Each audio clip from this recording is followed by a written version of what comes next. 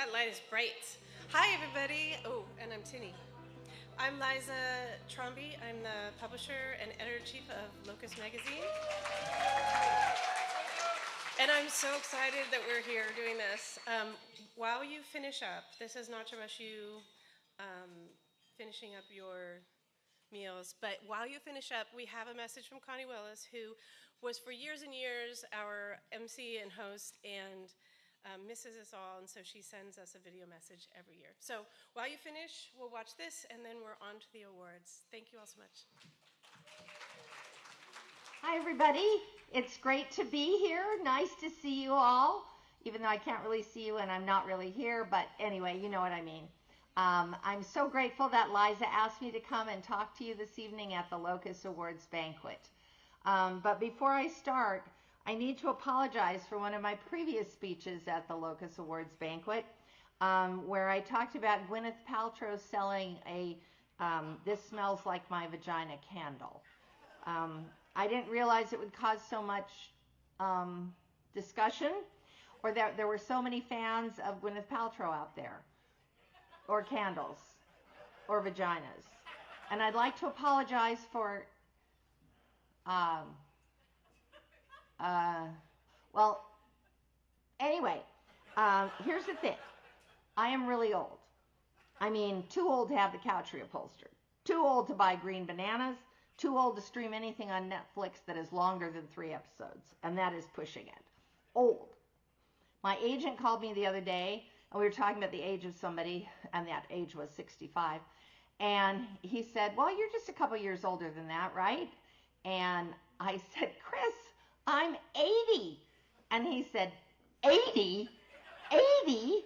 And you could just see what he was thinking. He was thinking, this woman is so old, she is going to die before she finishes her novel, and I need to push her harder. So anyway, that's how old I am.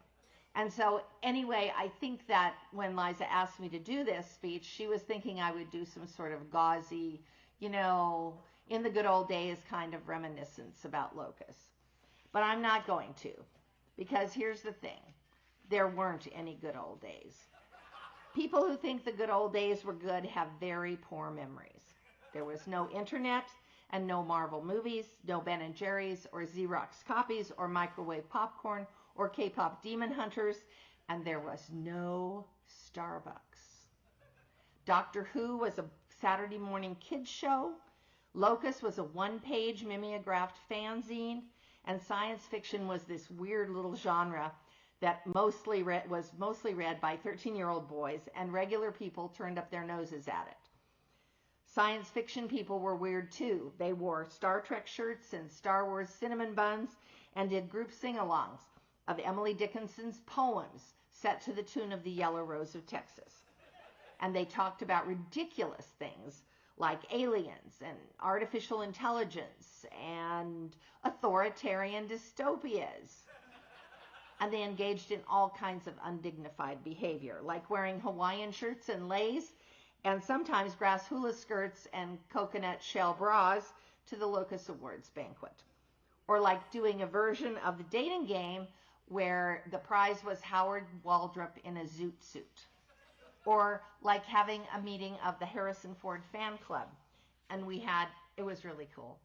It was a very cool meeting. We had a Harrison Ford trivia contest, and we had a contest for the person who had the best story about meeting Harrison Ford.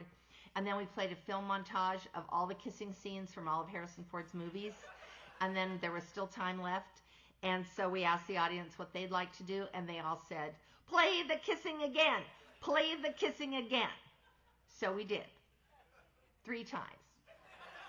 I mean, the rest of the world was dealing with serious stuff like Watergate and serial killers and climate change and Russia and gas shortages and Iran.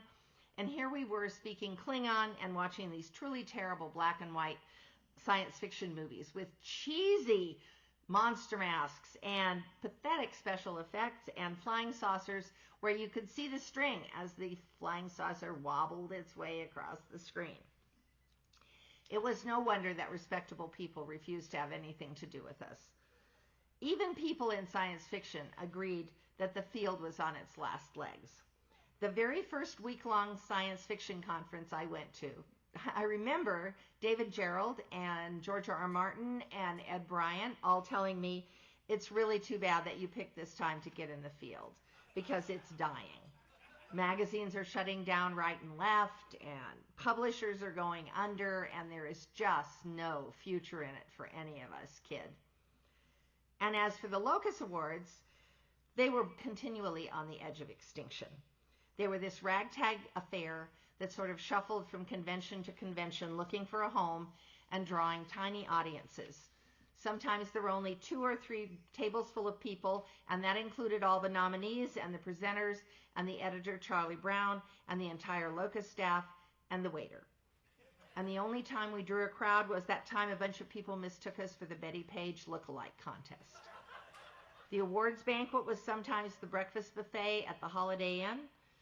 The awards were certificates that Kinko's had printed up, and the first prize for the trivia contest was a banana which somebody had stolen off that same breakfast buffet. I'm not saying that it wasn't sometimes fun, because it was, or that there weren't some great moments, like the time Ursula Curtis decided everybody should wear Hawaiian shirts because that was what the editor, Charlie Brown, always wore, and it caught on like the hantavirus. And the year Eileen Gunn regaled us all with stories about a friend of hers who had topiary pubic hair, and another friend of hers who had a garage sale to pay for her abortion, and the sign read, "Everything must go." And the banquet where Gardner Jeswa made me laugh so hard that I snorted a piece of lettuce up my nose and almost died. And after that, he became known as the ghastly walking nose douche. There were also some bad moments, like the notorious Nebula Rules ruckus, and the great dinner roll rumble, and the great crab mallet melee. And the time a writer who shall remain nameless, like we call them WWSRNs, hit another WWSRN over the head with a chair. And the time a female WWSRN poured a can of Coke over a male WWSRN over his head, and not a single person said, "Oh my gosh, how awful," or "Gee, what happened?" They all said, "Oh, what did he do now?" And through it all, there was the constant terror that Charlie Brown would take your picture and put it in Locus. You could look perfectly terrific the entire convention, and Charlie would find that one moment when your mouth was open and full of pizza, and one eye was shut, and you looked like Jabba the Hutt with a hangover, and then he would snap your picture for Locus. And if it was really bad, he would put it on the cover. But somehow we lived through it all. Somehow we persevered, and Locus kept publishing, and the Locus Award banquet got bigger and better and honored the short stories and novels and other books that the disreputable little genre of science fiction kept producing. Things like Lathe of Heaven and The Bicentennial Man and Bears Discover Fire and The Forever War and Red Shirts and The Mists of Avalon and Enemy Mine and Ancillary Justice and This Is How We Lose the Time War and Dream Snake and Cryptonomicon and The Wind-Up Girl and the nominees for this year's Locus Awards. Along the way, a really funny thing happened. Science fiction books started to hit the bestseller lists, and science fiction movies began to dominate Hollywood.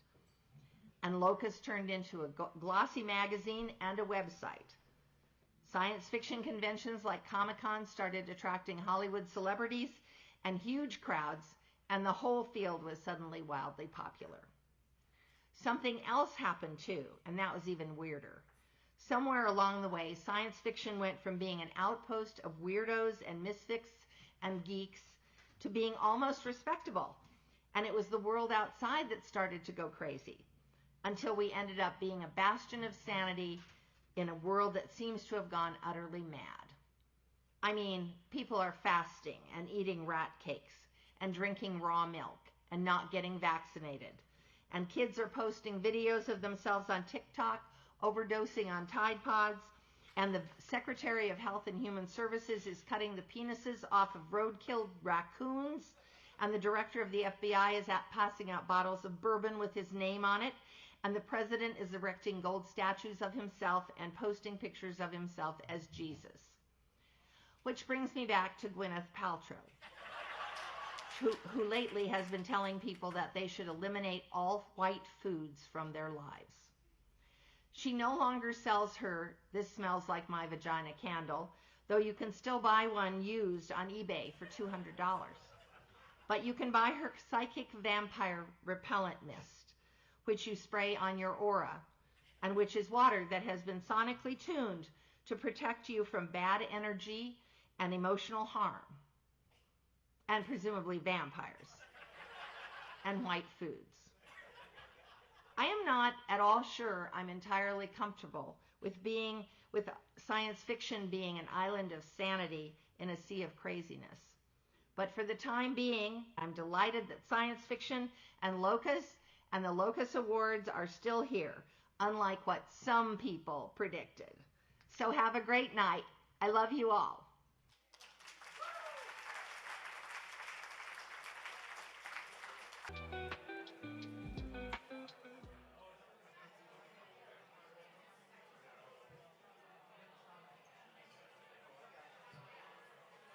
Look at all these chipper faces out there.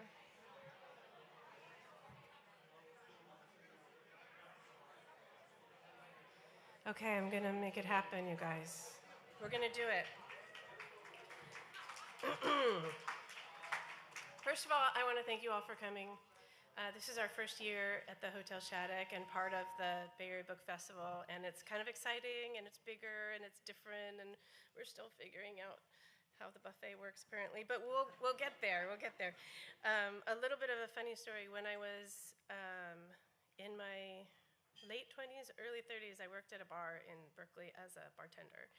And I was like, gonna go back to school and get my PhD in linguistics because that was a thing I'd been interested in, and I was signed up for the GRE, but then I saw this ad for a copy editing class, and I was like, oh, that would be cool, because I really love books, and I studied literature, so I took a copy editing class at this sort of rundown hotel called the Hotel Shattuck that used to have, like, they would rent out rooms for people to do, like, meetings or classes or whatever. So I took copy editing and proofreading and line editing for magazines here 20-something years ago. And I sort of feel like I've come full circle because, like, I wouldn't have probably applied for a job at a magazine if I hadn't taken the class, and then here we are however many years later celebrating here. So it's kind of cool, it's kind of exciting, goosebumps, I don't know. But I'm really glad that you all could make it. I really appreciate it. I'm gonna do a land acknowledgement first to start us off. We acknowledge that the Locus Science Fiction Foundation offices in Oakland, California, and our current place that we are right now in the East Bay in Berkeley are situated on the unceded traditional homelands of the people of the Muwekma Ohlone tribe. With genuine respect and support, Locus recognizes that Indigenous peoples are the original stewards of the land, valued members of our community. We are thankful for the opportunity to honor them and are eternally grateful to their ancestors and descendants' commitment to protecting this land. Now, I think we should start the awards. Our esteemed MCs this year are Sarah Gailey and Maggie Tokuda-Hall. And I could read their bios to you, but they're in the programs and you can read them for yourselves. But what I do want to tell you about them is that they are both deeply thoughtful creatives. They are imaginative. They have written comics and books, and they have incredibly intelligent opinions about the world. And I can't exhort you enough to read their work and to listen to their opinions. They're smart, and they really, really care about not only the science fiction and fantasy community, but the world at large. So with that, I would ask you to welcome our MCs, Sarah Gailey and Maggie Tokuda-Hall.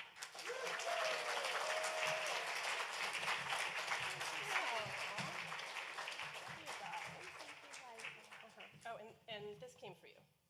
Oh, is this mail?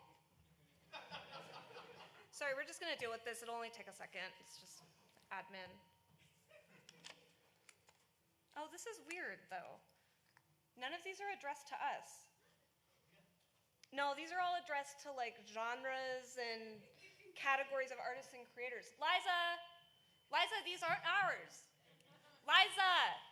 I mean, there's no return addresses on them, so we can't really do anything about it anyway. Are you thinking what I'm thinking? Sarah Gailey, will you commit federal crime with me? I've been waiting my whole life for you to ask me this, Maggie. Yes, 1,000 times yes. Oh my goodness. Thank God. Let's tamper with some fucking mail. All right. This one is addressed to Illustrated Arts and Books. Let's see what's inside. Oh, cute. It's a thank you note. Aww. Dear Illustrated and Art Books, thank you for expanding what is possible with the written word by coupling it with its most natural partner in crime, images. Y'all have really been heisting the literary world in the best way possible. We have no choice but to bow to you. Sincerely, Butch Cassidy and the Sundance Kid. And now to present the Locus Award for Best Illustrated Art Book and Best Illustrated and Art Book, local featured artist Alyssa Winans.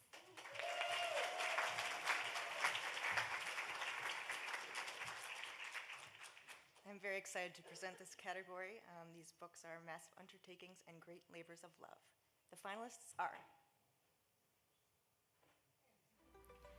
The finalists for Illustrated and Art Book are The Invisible Parade by Lee Bardugo and John Picasso, Frank Frazetta, Fault Lines, Sarah Frazetta and Arnie Fenner, editors, art by Frank Frazetta, Starling House by Alex E. Harrow, art by Rovina Kai, Designing Terry Pratchett's Discworld by Paul Kidby, Carmilla by Joseph Sheridan Le Fanu, art by Rosemary Valero O'Connell, The Space Cat by Nnedi Okorafor, art by Tana Ford, Edmund Spencer's The Fairy Queen, Volumes 1 through 3, adapted by Rebecca K. Reynolds, art by Justin Gerard, Sunset at Zero Point by Simon Stålenhag as Swedish Machines, Free League Sweden, Faraway Dreaming by Ulla Thanel, Icons of the Fantastic, illustrations of imaginative literature from the Korshak Collection, Amanda T. Zender and David M. Brindley, editors. The winner is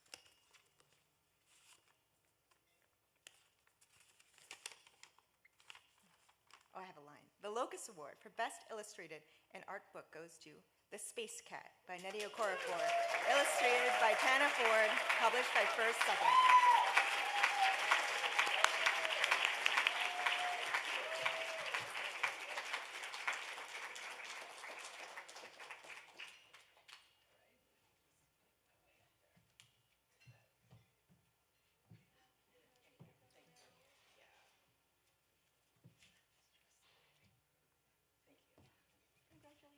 Thank you.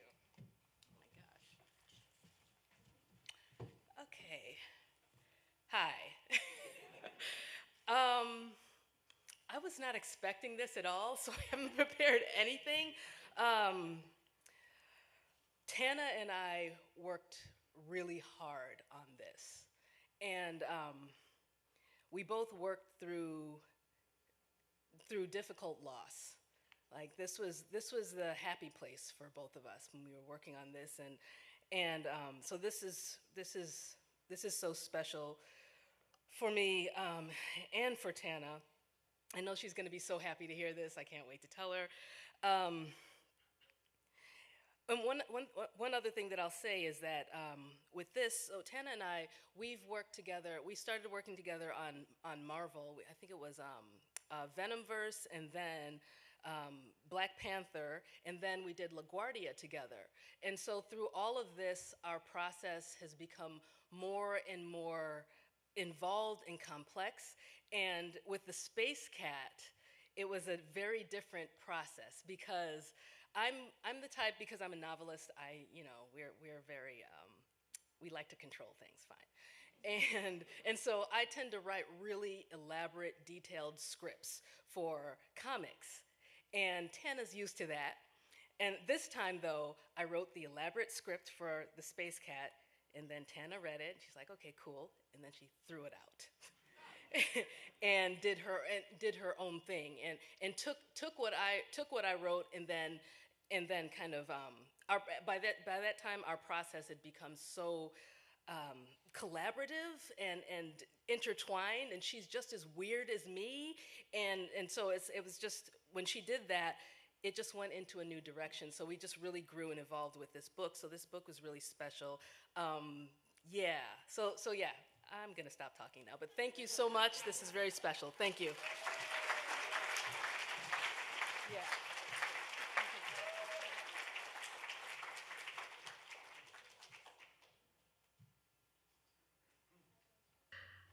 So you're saying we won the Locus Award. Holy moly, gang. Wow. My name is Tana Ford, and I am elated. I am beyond words. I am, wow. Thank you to the Locus Award Committee. Thank you to the fans. Thank you to the people that voted for us, for the Space Cat, to the people that have brought this quirky, whimsical, wonderful little story into their hearts and homes. A very sincere thank you to my collaborator extraordinaire, Nnedi Okorafor. Nnedi, I wish I could be there in person. I wish. But life being what it is, I can't. And so we are doing this from afar. And I just know that somewhere in a hotel room not so far away, I am screaming with excitement. At its very heart, the Space Cat is a story about collaboration, about coming together, about unlikely animal friendships, people saving the world. And I think that stories like that are really important, especially right now. And also stories that bring joy and celebrate life forms, consciousnesses, and intelligences other than our own.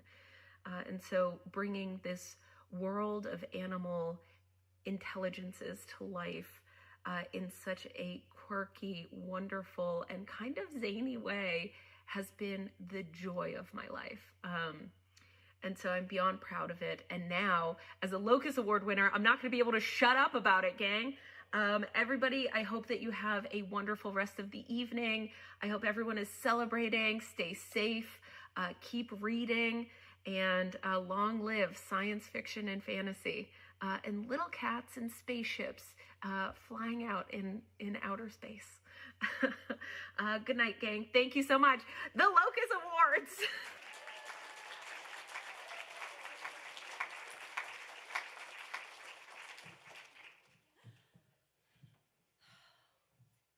Let's see who else's mail we get to tamper with.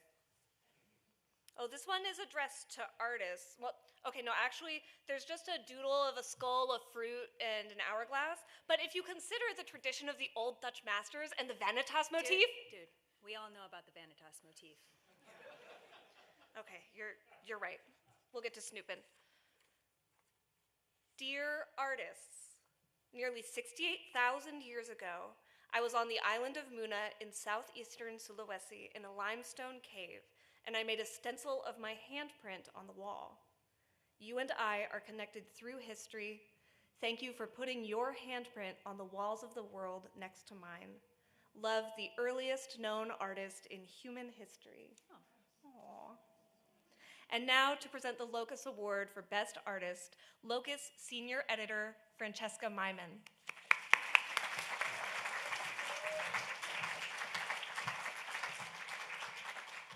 Hello, everyone. I am delighted to be here to present this award for a category that is more important than ever before as we're dealing with the incursion of AI into our lifeblood.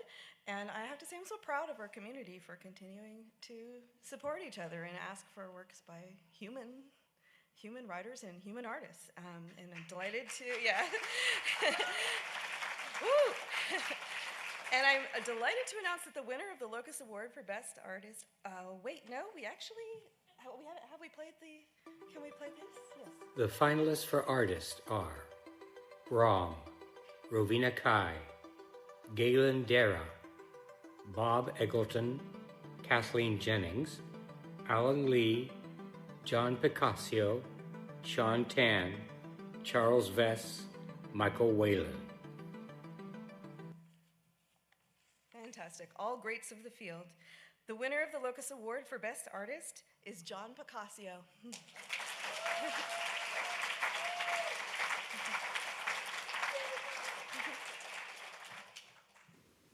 Hey everyone, thanks for this acknowledgement of my work. When we talk about my work for this year, we're talking about one thing, and that's The Invisible Parade. It's the book that I co-created and co-authored with my friend Lee Bardugo. I am the one that illustrated all the pictures, but I still consider this not a me award, but a we award. It was Lee's heart, it's my soul, and I poured 2 years of my life into just drawing these pictures. So receiving this award for this book and the work that I poured into it, it means the world to me. I know it means the world to Lee as well. And like I said, even though this is for Best Artist and it's for me, supposedly, this is for both of us. And so thank you so much. And I hope you guys are taking care out there and be safe.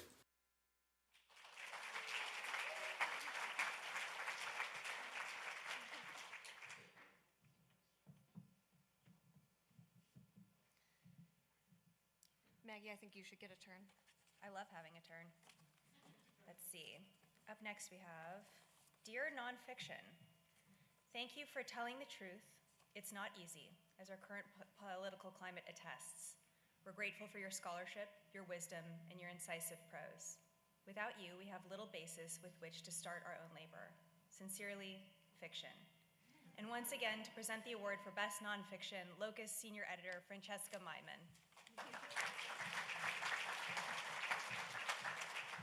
I am also delighted to be presenting for this category. I love nonfiction, and I've been reading it for many years and feel like that's where we hash out some of the best arguments of the field and where some decisions are made about directions for the field. So let us see the finalists.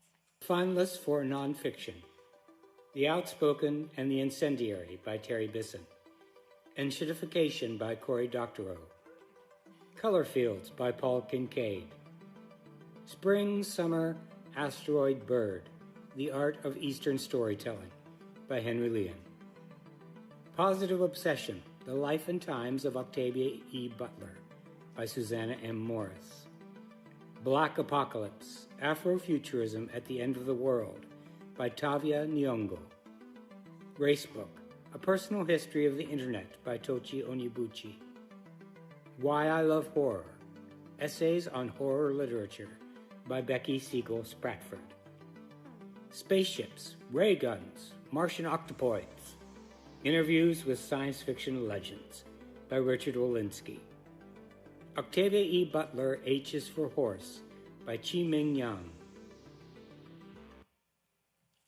Wonderful.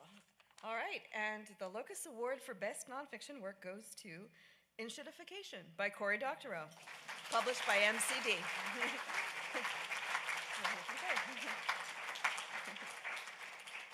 Well, this is amazing. I am so excited and so happy and so grateful to have won the award for Best Nonfiction Book for Enshittification. I have been writing nonfiction for Locus now for a couple of decades, and I developed a lot of these ideas in the pages of Locus. I am so grateful to the folks at Locus, Liza especially, for letting me publish all kinds of weird things that only seem tangentially related to science fiction, but inevitably end up being either something I write a science fiction novel about or that has something to do with science fiction publishing, which obviously is quite enshittified given Amazon's central role in it. Anyway, if there's one thing I want you to take away from the idea of enshittification, it's that enshittification is not inevitable. It's not the great forces of history. It's not the iron laws of economics. It's policy choices made by named people in living memory who were warned at the time. This was the foreseeable and foreseen outcome of those choices.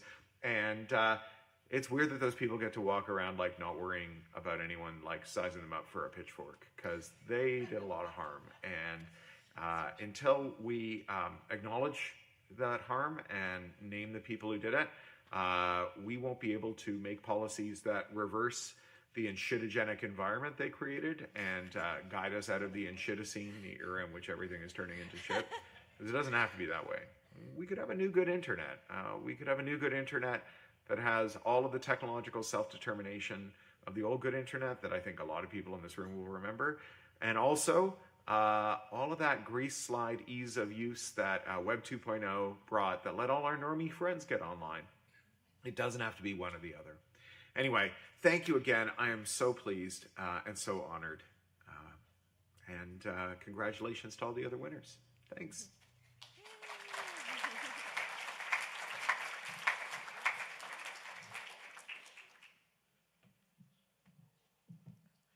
Oh, I know this one's going to be juicy.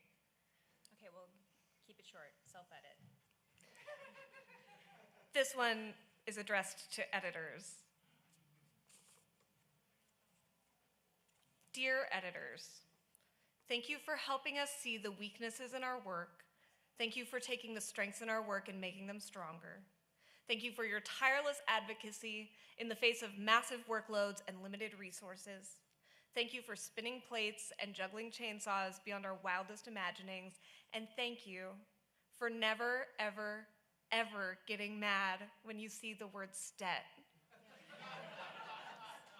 Love, writers.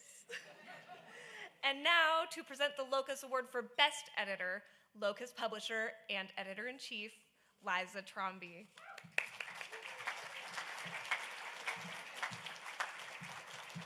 Hi again. You know, we're all kind of editors. I mean, we write, we edit ourselves, but editing other people is a tricky business, and it takes a lot of heart and a lot of care. I use that word a lot, I guess.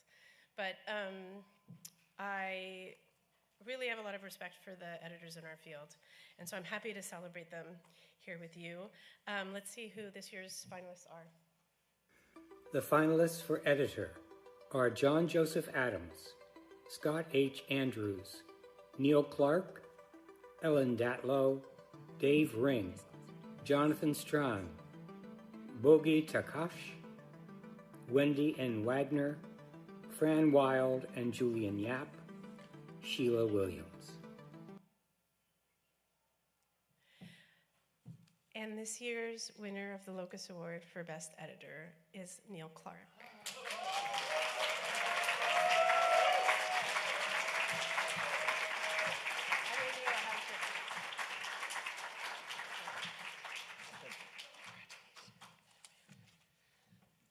Okay, so sorry that I have to start with an apology. Those of you who were here last year or the year before know that I normally don't come in person and send a small rodent representative. So I will give you an update on their progress. Tiny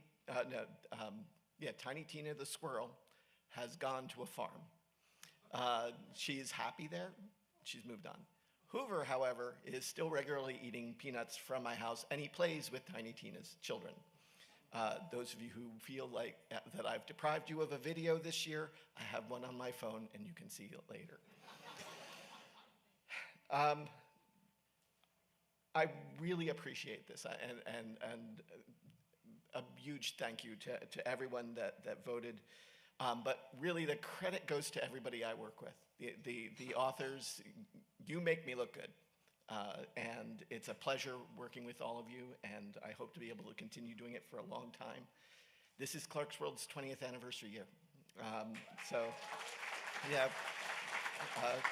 It'll happen in October, but in July, that'll be the day that Sean Wallace, the next person I have to thank, talked me into starting a magazine. And so he's to blame for all of this.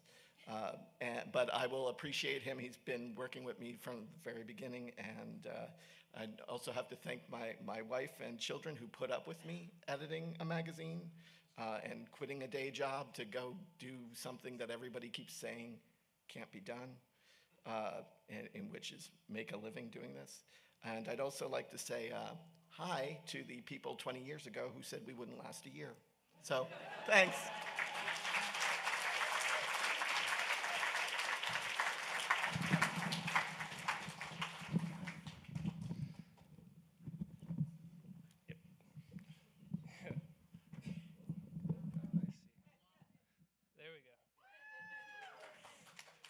you. They just really wanted to be sure you could hear how shrill I am. All right, let's see who's up next. Dear publishers. This looks complicated. It is. Thank you for giving us the platforms our talents require. There is no publishing without risk, and you take risks on creators every day. On our words, on our visions, and on us. We're so grateful for you for giving us this space to make art and even, potentially, get paid for it. Love, book creators. And now to present the Locus Award for Best Publisher, author Nnedi Pratt.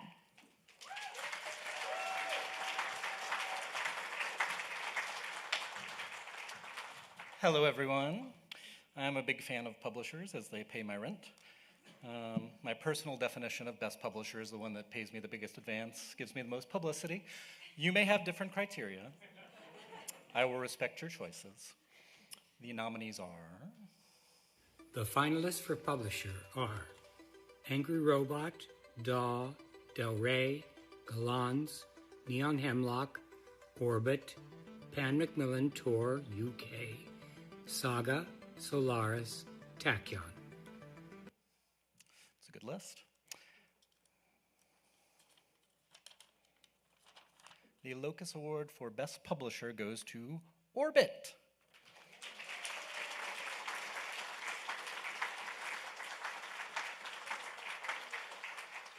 On behalf of Orbit, thank you, Locus readers. Thank you.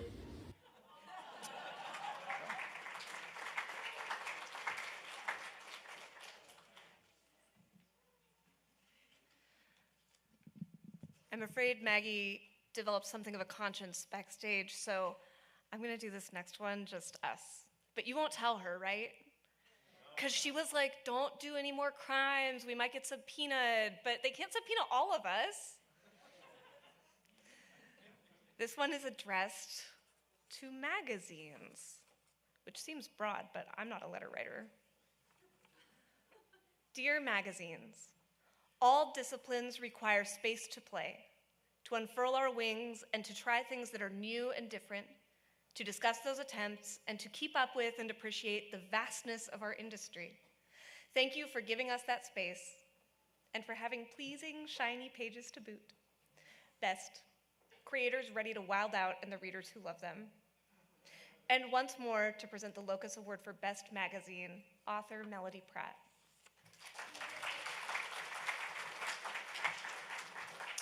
Well, it will shock you all to hear that my personal definition of the best magazine is one that publishes me. Honestly, the odds aren't bad here tonight. The finalists are...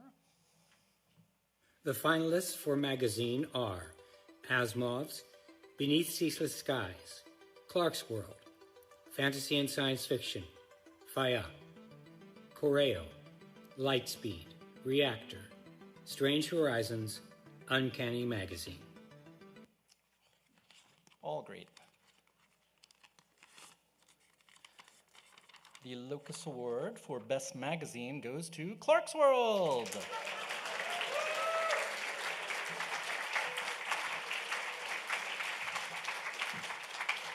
Congratulations. Thank you.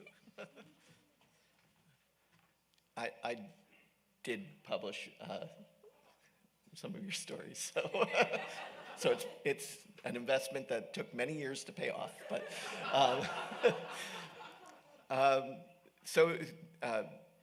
think most of the people that I was going to for editor, but the magazine is a team of people who've contributed over the years. It's the authors, the artists, the translators, the slush readers, the proofreaders, the everybody who's ever worked with us. This is part yours too, and want to thank the Locus voters and Locus, and I guess I have to feed the chipmunk a lot more nuts this year than I thought. So thank you all, and good luck to the rest of you.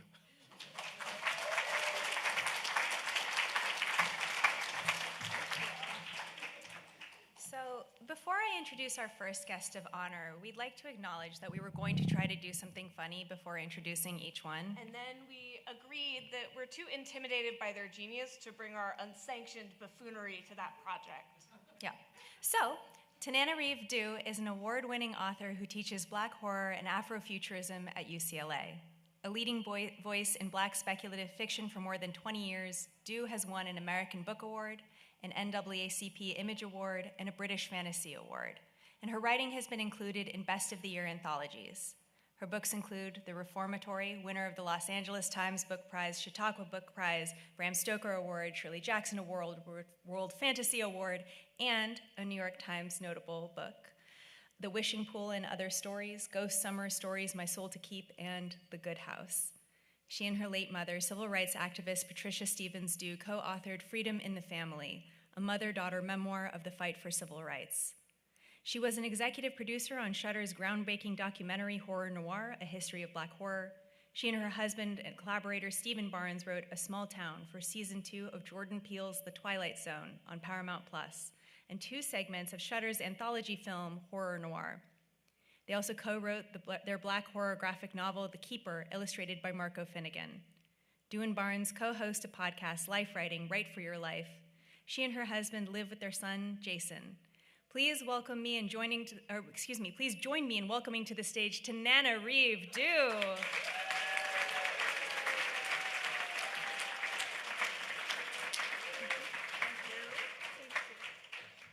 Woo! Are we having a good time at the Locus Awards? Thank you to the person who reminded me I was supposed to do a speech. So I have written one. So this, I think, is my first time at the Locus Awards, but hopefully it will not be my last time. You guys are so much fun. And Locus really has been there for me since the very beginning of my career, when the late, great Edward Bryant reviewed my first novel, The Between, and my second novel, My Soul to Keep, with extremely generous language that meant the world to a new writer who was only grateful that people were reading my stories as I was really slowly beginning to try to find an audience. And for those of you who knew Ed Bryant, I'm sure there are several of you here, you know that you could never find such a grim, bizarre vision wrapped within such a kind, thoughtful soul. The Between was published more than 30 years ago. That is crazy to me. They say 20 years. No, it's 30 years. I didn't want to say that in the bio, but it's true. So I am thrilled not just to be here, but to be here. You know what I mean? I'm thrilled to be here. Thank you. Thank you for surviving. You're right. So, yeah, and that's not just a throwaway line to me, though. I am absolutely thrilled to be sharing the space with so many talented and hardworking artists. People talk about the talent, but not enough people talk about the work it takes to sustain a career in the arts, or even to embark upon a career in the arts. So it's not for the faint of heart, and publications like Locus continue to help shine a light on deserving writers we otherwise might overlook. But I'm just going to keep it real. I mean, okay, of course, I'm excited to be invited as a guest of honor to the Locus Awards, but the reason I absolutely jumped to say yes at the opportunity was because I would be in the company of 2 of my literary heroes, the other guests of honor, Nnedi Okorafor and Stephen Graham Jones. Yes.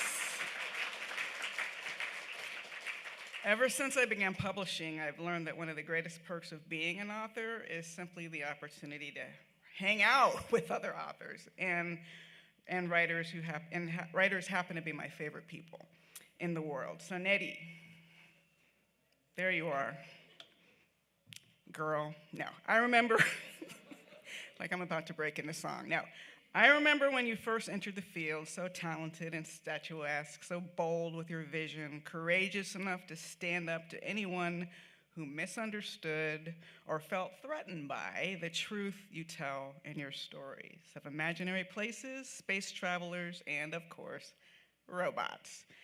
Since that time, as you've been kind enough to share advice on the business side of writing, I now consider you a mentor as well as a colleague and a friend.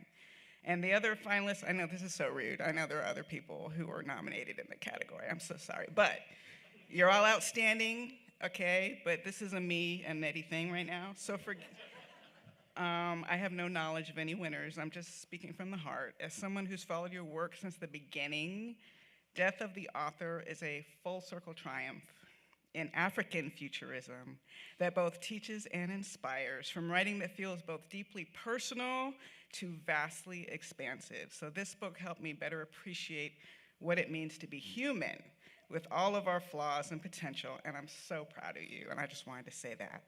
And Stephen Graham Jones, I know this is so rude, right?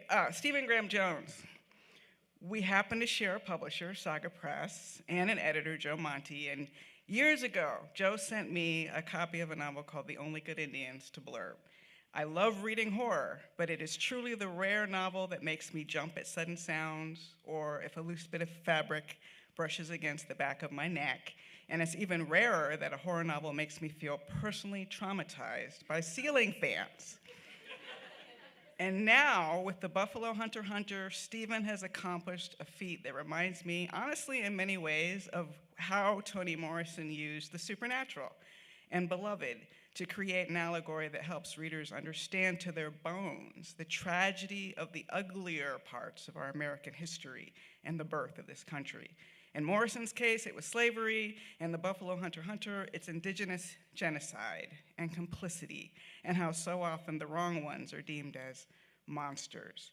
I'm so proud to be in the company of these two international titans as a guest of honor, especially since I'm not competing against them. Yay, can you even imagine? Oh wait, I'm sorry, some of you are. But seriously, good luck to all of the finalists. I love you all. And really quickly, wrapping up, back in 2013, I learned I had a great uncle named Robert Stevens who died at a children's prison called the Dozier School for Boys in Florida. And 10 years later, I finally fulfilled my dream of giving Robert Stevens a better story in my novel, The Reformatory. This book has found more readers and sold more copies than anything else I've ever written. I don't even think there's a close second. And I often ask myself, why? Why? As the author, it's impossible to be objective because I love all of my books. And it might be because it's the first solo novel I've written with a child protagonist, two child protagonists, one is 12 and one is 17, Robert and Gloria. But part of it also, I suspect, is the times in which this book was published. It came out in 2022. Readers are still discovering it in 2026. And although it's a ghost story and a horror novel, for many of us, it's hard to compete with the horrors, as were alluded to earlier, of our rapidly changing times, and not change in the way we like change, which is usually, hopefully, for the better.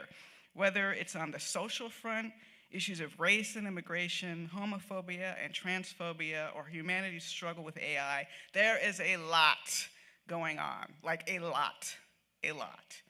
And I hope that The Reformatory, like The Death of the Author and The Buffalo Hunter Hunter, is not only providing readers with escapism, but with lessons, a clear vision, something that changes us once we've experienced the story. And this is the last thing I'll say, I promise. It's a lesson Anne Rice taught me when I was a reporter for the Miami Herald. I got to interview her when she was coming to the Miami International Book Fair. And I knew I wanted to be a writer. I suspected I wanted to write horror.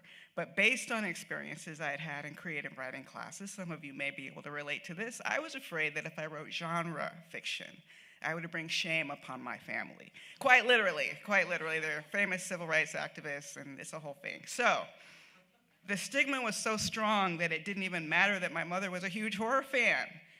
I didn't even know the work of Octavia Butler yet. I'd had the example of Mama Day by Gloria Naylor, but I still hesitated to follow my dream. And even though I didn't tell Anne Rice that I wanted to be an author like she was, I did manage to ask my questions in such a way that they would be personally helpful to me. So I said, how do you respond to critics who say you're wasting your talents writing about vampires? And then I braced for her response. And this is what she said that inspired me, that my novel was written 9 months later, my first novel, and hopefully it will inspire all of you. Everybody knows who Jane Eyre is. Mary Shelley, everybody knows who she is, and everybody knows who Frankenstein's monster is. These are great, powerful, heroic images that really allow you to go outside yourself, to really talk about questions that change you. That's what Homer did for the people who went down to the corner tavern to listen to him. They didn't know Achilles. They didn't ever see the walls of Troy. but they sat there and listened to him talk about these enormous heroes and these enormous conflicts. And it was not just escape, but it was an escape that improves you. You go back feeling different. And that's what literature should do. Thank you.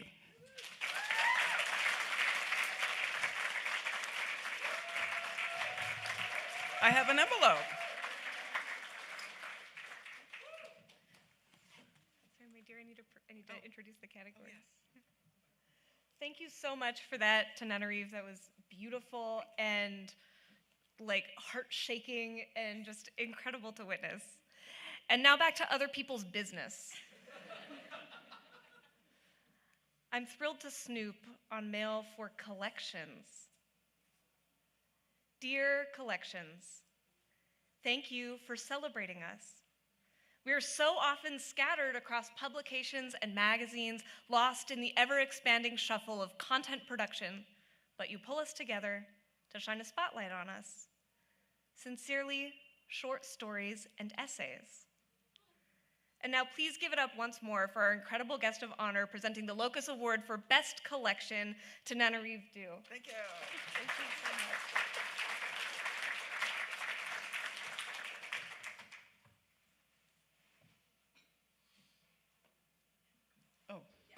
Oh, okay. The finalists for collection are Call-in Response by Christopher Caldwell, Moon Songs by Carol Emschwiller, Letters from an Imaginary Country by Theodora Goss, Uncertain Suns and Other Stories by Thomas Ha, Bright Dead Star by Caitlin R. Kiernan, The Essential Patricia A. McKillop by Patricia A. McKillop, One Message Remains by Premi Mohammed, The Revelation Space Collection Volumes 1 and 2 by Alistair Reynolds, Crows and Silences by Lucius Shepard, A Catalogue of Storms by Fran Wild. Wonderful. And the winner for Best Collection is...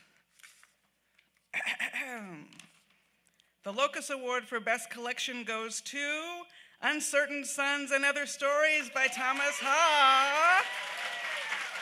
Come on down.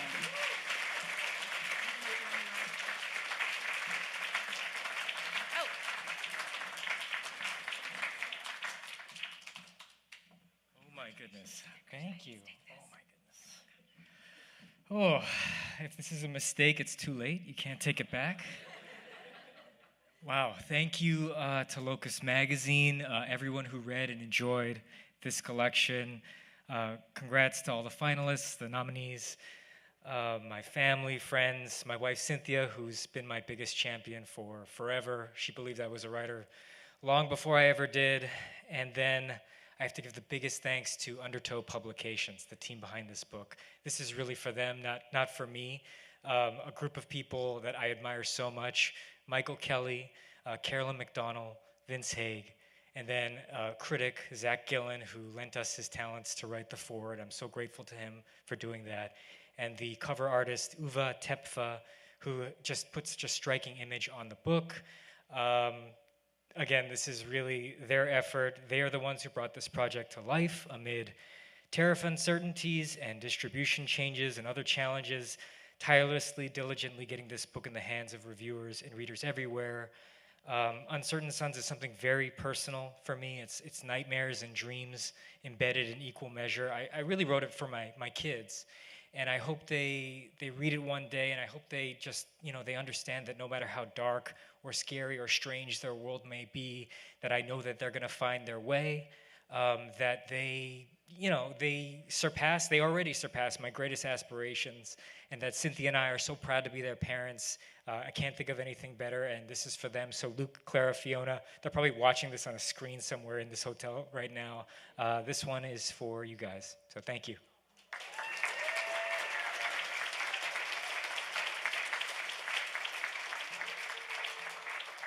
Congratulations, Thomas. That was beautiful. Let's see whose mail we can steal next. Anthologies. Dear Anthologies, the best part of any party is coming home knowing you've made a few new friends. and the best hosts always know who to bring together to form these new connections. Thank you for inviting our stories to the best parties. Always contributors. Oh, there's a postscript on this one. It says, P.S. Here are the finalists for Best Anthology.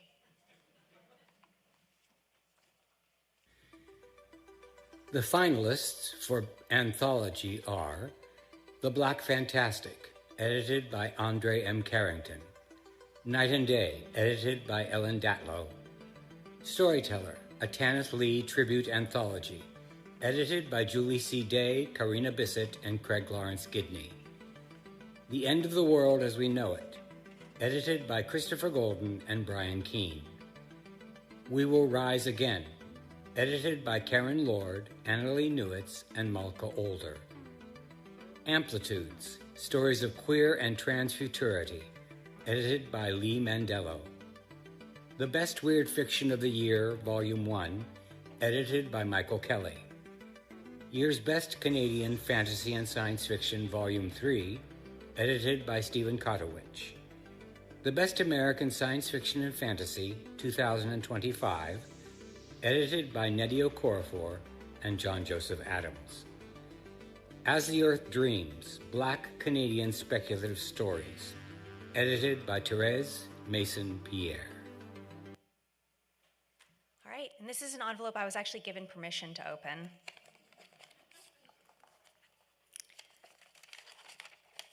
The Locus Award for Best Anthology goes to We Will Rise Again by Karen Lord, Annalee Newitz, and Malka Older, published by Saga.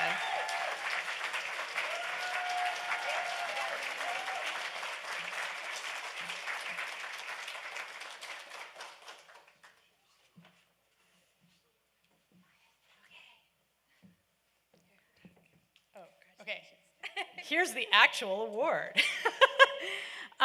Wow, thank you so much. I am accepting this on behalf of myself and Karen Lord and Malka Older. Karen and Malka say hi, by the way, so say hi back. Hi. They're probably both sleeping right now, but you know, the thought that counts. I just wanted to say that this, like so many anthologies, really was a collaborative effort. And of course, the theme of this anthology was thinking about how social movements and communities can change the world. And we really, over the course of putting this anthology together, we became a community. I mean, Malka and Karen and I really solidified our friendship by meeting all the time to talk about this, but also all of our contributors, both the writers who were writing fiction, but also so many activists and community leaders who were involved in speaking with us and speaking with our authors. We're all part of this collaborative endeavor, and it really felt like we formed a community, and that is just so incredibly important right now. And it was really it really took us through the 3 years that we were putting this together. I also want to thank, aside from our amazing authors and all of the activists who participated, I want to thank our editor, Serena Kamath at Saga. She believed in this project. She pushed it through. She advocated for us. If you ever have a chance to work with her, do it. If you have a chance to hire her, do it. She's just incredible. Thank you to our agents, who all three had to work together. So me and Malka and Karen somehow introduced our agents, and now they're all friends. It's amazing. If you've ever had a call with 3 authors and 3 agents, it's really interesting. And also, I mean, this anthology couldn't have existed without our inspiration from an anthology called Octavia's Brood, which was really key to our thinking. And the people who put that together, Melita Imashara and Imarisha and Adrienne Murray Brown, spoke with us and helped us put together the introduction to the book, and so we're really grateful to them too. And finally, thanks for Locus for being a community as well. I mean, this is a community right here. Like, look around. This is your group, and it's so great to be here and just be hanging out and having weird square pieces of chocolate with you. So thanks so much.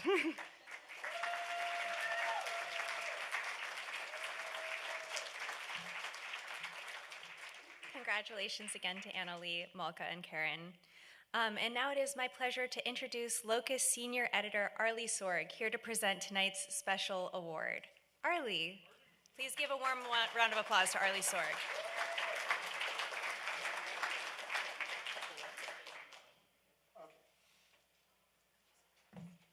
That light is bright. Hi, everyone. So, back in the early days of being an impoverished writer, I used to go to Barnes & Noble and, trying to hide from cameras and staff, attempt to copy submissions info from those thick writer's market books. I was sketchy. So I loved those books because they represented hope, and their density made hope look plentiful. But they were also books I just couldn't afford to buy. Later, when the internet became a thing, I discovered Duotrope, as well as some other sites. I was stunned that people were providing free information. Eventually, many of those sites, like Raylan's, disappeared, and Duotrope became a for-pay service. Those of us who work at Locus and who maintain other kinds of information centers or databases know just how much work it can be, just how tricky it can be, and the hundreds of little ways that things can go wrong. Launched in 2013, the submission grinder has been there for speculative writers for over a decade. They currently list over 3,000 open markets. I would personally consider them the backbone of the short speculative fiction field. Without them, writers would flail for resources and information. I have no doubt that literally thousands of pieces of writing found homes because their authors were able to use the submission grinder. The fact that Stefan and his team make this platform available at no cost to authors or publishers is frankly astonishing. But it's also desperately needed, as so many writers just can't afford a regular subscription to essential tools. I've used Submission Grinder in many ways, and it is one of the very few things that I try to always recommend to every new writer I meet. For new writers discovering Submission Grinder, the abundance of listings represents possibility, and scrolling through literally thousands of places that could potentially publish them, that inspires hope. This site changes the landscape of publishing in positive ways, and for doing so deserves recognition. I'm extremely happy to present the Locus Special Award for 2026 for supporting the speculative writing community to the Submission Grinder.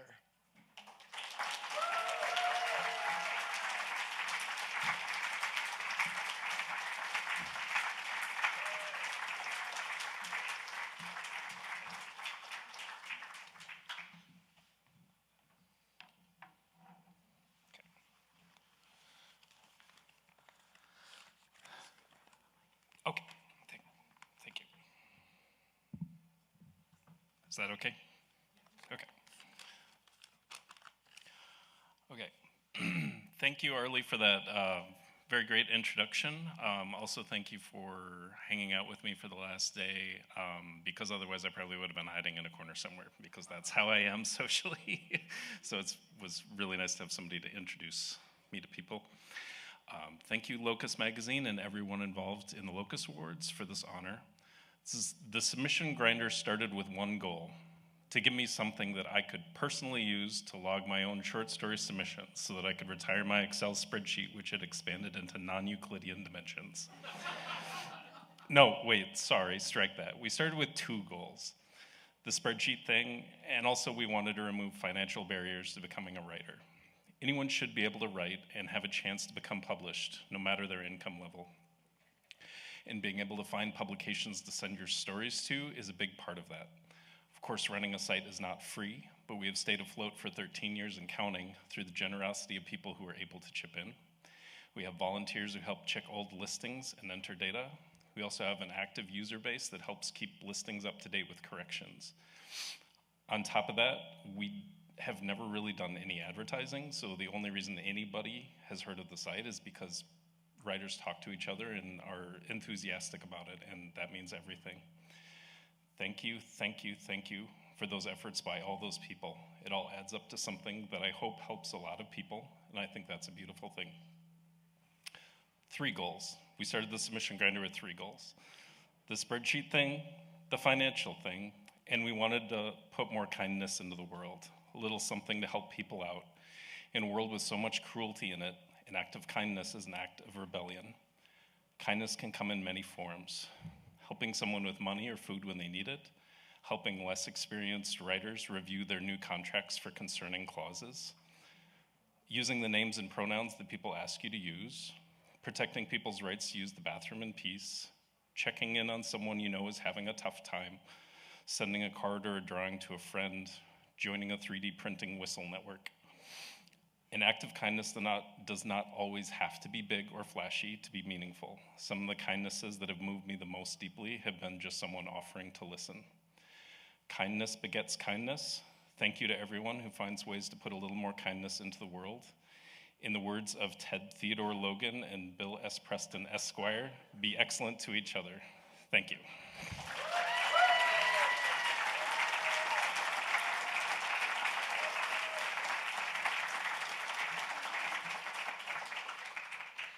Congratulations.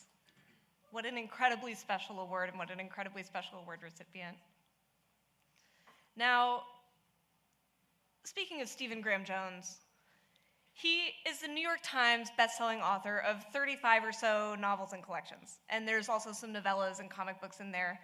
Stephen's been an NEA recipient, has won the Texas Institute of Letters Award for Fiction, the Los Angeles Times Ray Bradbury Prize, the Mark Twain American Voice in Literature Award, the Auguste Derleth British Fantasy Award for Best Horror Novel, the Independent Publishers Award for Multicultural Fiction, the Western Literature Association's Distinguished Achievement Award, the American Library Association's Rusa Award and Alex Award, the 2023 American Indian Festival of Words Writers Award, the Locus Award, 4 Bram Stoker Awards, 3 Shirley Jackson Awards, and 6 This Is Horror Awards, and a partridge in a pear tree. Stephen has also been inducted into the Texas Literary Hall of Fame. He's been a finalist for the World Fantasy Award and the Eisner Award, and he's made Bloody Disgusting's top 10 horror novels, been a New York Times book club selection, and been on Barack Obama's summer reading list. He's the guy who wrote Mongrels, The Only Good Indians, My Heart is a Chainsaw, Earth Divers, I Was a Teenage Slasher, The Buffalo Hunter Hunter, and Killer on the Road. And next up, as we all know, will be Off the Reservation. Stephen lives in Boulder, Colorado, and please join me in welcoming him to the stage, Stephen Graham Jones!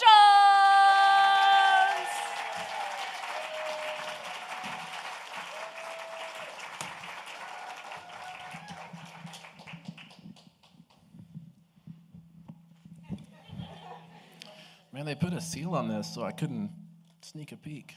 Man. I remember the Hawaiian shirt days in that banana. Wasn't that banana signed? Wouldn't a lot of people sign it? That was weird. I always wondered how people got that home. After today, last night when I remembered I had to do a keynote today, I woke up this morning with plans to do that. I didn't do it, so I went to Chipotle, fueled up on tacos, and then got fueled up enough that I wrote 2 keynotes. And one of them went way too long. This is the shorter one. It's in bullet points. I like to write in bullet points because you don't have to worry about transitions. Why write genre fiction?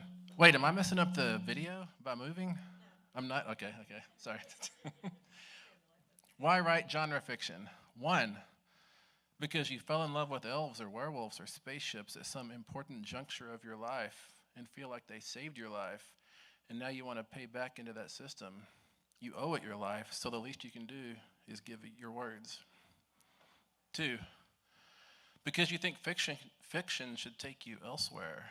Far-flung galaxies, Middle Earth, haunted houses, not just recreate in high resolution the world you live in now. You can see that world already in all the resolution you want, right? Probably in more resolution than you really want. Fiction, though, it's supposed to be an escape hatch, isn't it? And at the heart of that far-flung galaxy, in the heart of Mordor, in the cellar of that haunted house, you usually end up finding yourself anyway, don't you?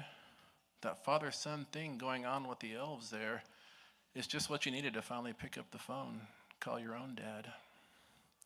3, because making gold from what the world considers trash, isn't that the best comeuppance? It's like they're asking for it. Like they don't know Moby Dick is a monster story. Like they can't accept the fantastic elements of the Odyssey. Like they won't admit that Wuthering Heights is twisted romance. Like McCarthy's The Road isn't post-apocalyptic. Like Shirley Jackson's The Lottery isn't dystopian. Like the Pretenders say, we are all of us in the gutter, yeah, but some of us are looking at the stars. 4, because baffles can be good. Baffles are good. Poets talk about how the formal pressures involved with a sonnet or a sestina, what they do is occupy the critical part of the mind such that maybe something real can slip through, something from the heart. James Dickey, in his poem A Birth, says, inventing a story with grass, I find a young horse deep inside it. Something real made it through. Something real was already there, waiting to be found. This is how it can be with genre. If you're writing a werewolf story, say, then you know you have to do X, Y, and Z. Someone gets bit, there's a transformation, and now someone's waking up naked in a hayloft. These are conventions. They're the pieces and parts those familiar with the genre expect. And by writing in that genre, you're committing to supply those things, to mix those ingredients in, to cycle through that tried and true formula. But as in poetry, concentrating so hard on trying to fulfill the conventions of the genre, your werewolf, it might just accidentally become more human than you intended. The conventions of genre aren't limiting, they're endlessly generative. They're a roadmap, but there's contours to that landscape the map doesn't suggest, that only you can feel out. 5, because writing genre is getting to hang out with people who share the same fascinations you do. There's a lot to be said for that kind of community, for not being alone. It's not every group where you can go off on how elves should wear this kind of boot, not that kind, obviously. It's nice to find your people, isn't it? To not always be a complete weirdo. You can hide your true self most of the time, but on the page and in a room like this, that's where you can be who you were meant to be. It's nice to escape boring society for a while, isn't it? It's nice to write a better one. Don't ever let the world shame you for dreaming like that. Without dreams, nothing ever changes. 6, because the exaggerations and distillations of genre can be so much more effective in getting at what you want to say, can it? In one sense, you're writing about the Federation in a galaxy far, far away, but in a much more immediate sense, you're not just documenting the world happening around you, you're trying to topple it over, dance on its grave, replace it with something better. 7, because genre can be a disguise, one that keeps you from getting in trouble. Ask Jonathan Swift. He was talking about eating babies, sure, but he also very much wasn't.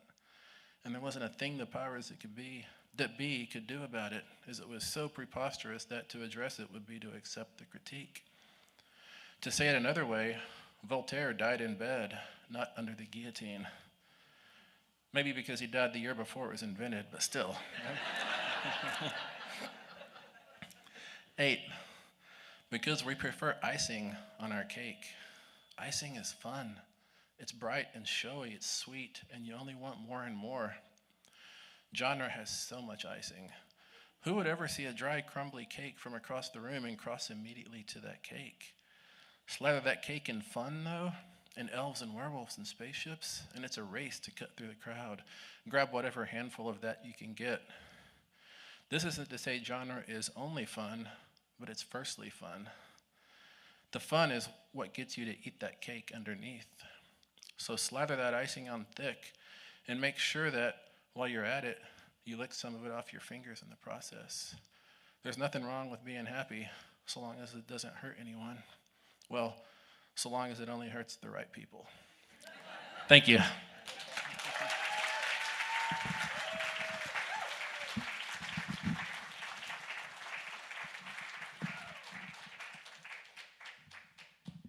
Thank you so much, Stephen. All right. We've had enough special guests and guests of honor. It's time for me to get back to what I do best, snooping. Okay, well, this actually is kind of disappointing. This one's not a letter. It's a postcard. Okay, well, I guess maybe they wanted to say something concise but elegant, like brief but impactful, considerate of form and length at the same time. Because when you think about it, what a brilliant, thoughtful way to make use of such a tiny space, to fit an entire letter into such a short area, where every word will require precision, precise selection, and care. And the recipient of this postcard, if Maggie and I hadn't, stolen it, they would have had the opportunity to experience the full emotional journey of a loving communique, while being grounded in the kind of ephemeral brevity that reminds us of the nature of life, fleeting, momentary, thrilling, and then gone. And then the reader of this postcard could revisit the message again and again, deepening their relationship with it and finding new meaning upon every reread. How magical is that? Let's see what they had to say. Dear short stories, thanks.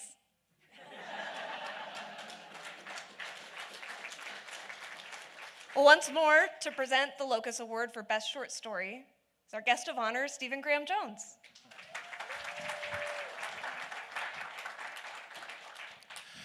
Man, without short stories in every little genre and subgenre, those genres fall over. Short stories are the lab. They're the garage band. They're where the experimentation happens. And they're timeless and perfect and wonderful, and I'm honored to present this award. The finalists are...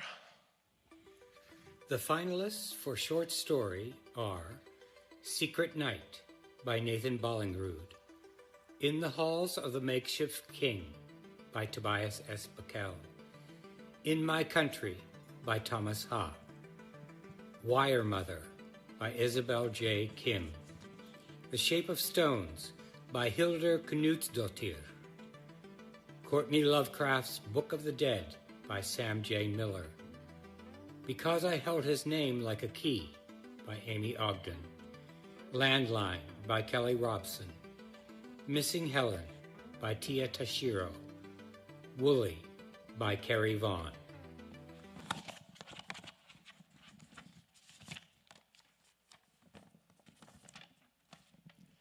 And the Locust Award for Best Short Story goes to In My Country by Thomas Ha.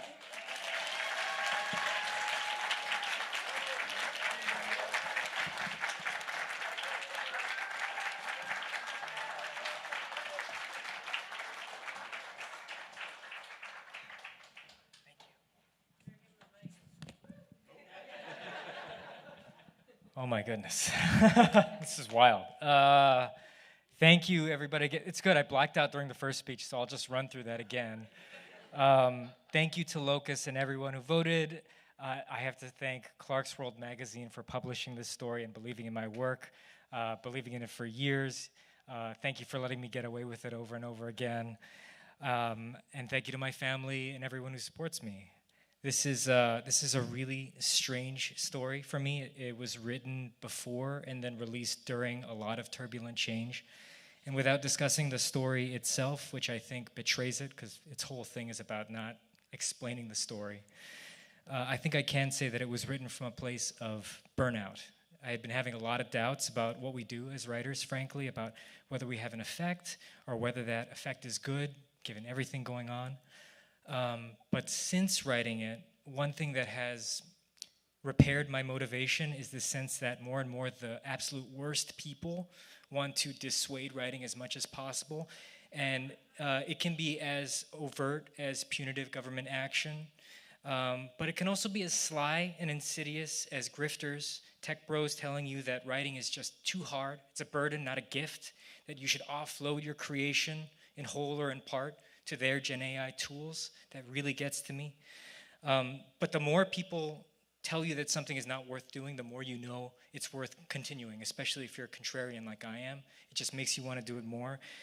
Because this is, it's increasingly clear that it's an age of erasure, subtle and not subtle, of compromising and destroying information, and where communication is an increasingly important part of the survival of memory. And I personally, I still don't really know the function of speculative fiction, where it fits in. Some people say it's about providing optimistic alternatives. Some people say it's about being a dark mirror, reflection of reality. I don't know what is true or not true. I don't know where I fall. But I do think no matter what else it does, I do think it preserves our hopes, fears, anxieties, and joys, no matter how allegorical or fantastic or escapist, intentional or not. The perspectives are there, they're baked in, and just like we see it in stories from 20, 30, 40 years ago, and it's clear as day to us, I think people will see it here too, very clearly. So I just wanted to say to writers similarly feeling doubts, I just really hope you continue to find the motivation to create wherever you can, see who gets upset by what you do, and just continue in your own way to upset them. And just try to make as much as possible, as meaningfully as possible, for as long as humanly possible. Thank you. I don't know.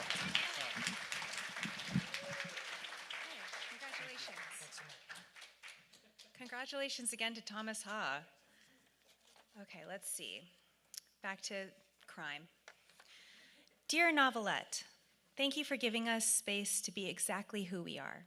Just like people don't always fit neatly under one label or another, we can't always be confined to a shorter or longer category, and you give us a home, even if we grow into unfamiliar spaces.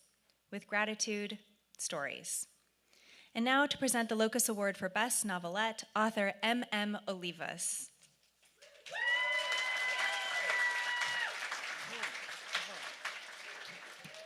It's like getting flashbanged up here. Jesus Christ. Okay, so novelette is the category for those of us who all sought out to write a piece of flash fiction and we don't know when to shut the fuck up. So the winners for that are, or the nominees for that are...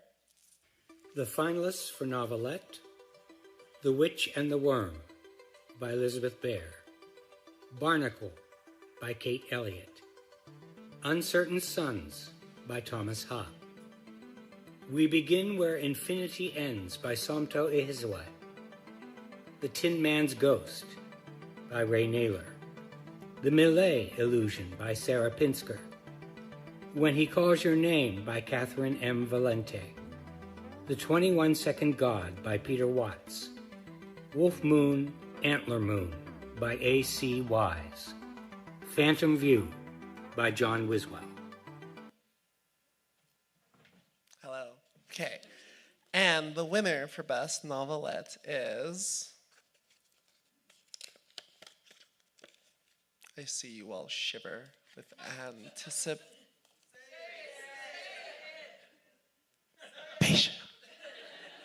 And the winner for this is... Why is this paper so aggressive? We Begin Where Infinity Ends by Somto Ihizwe. Get up here, you dashing young man.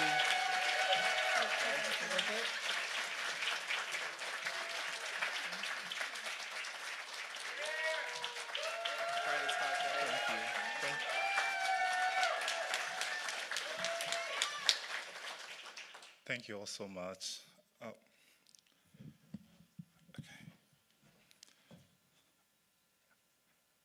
I was thinking about a number of things when writing the story.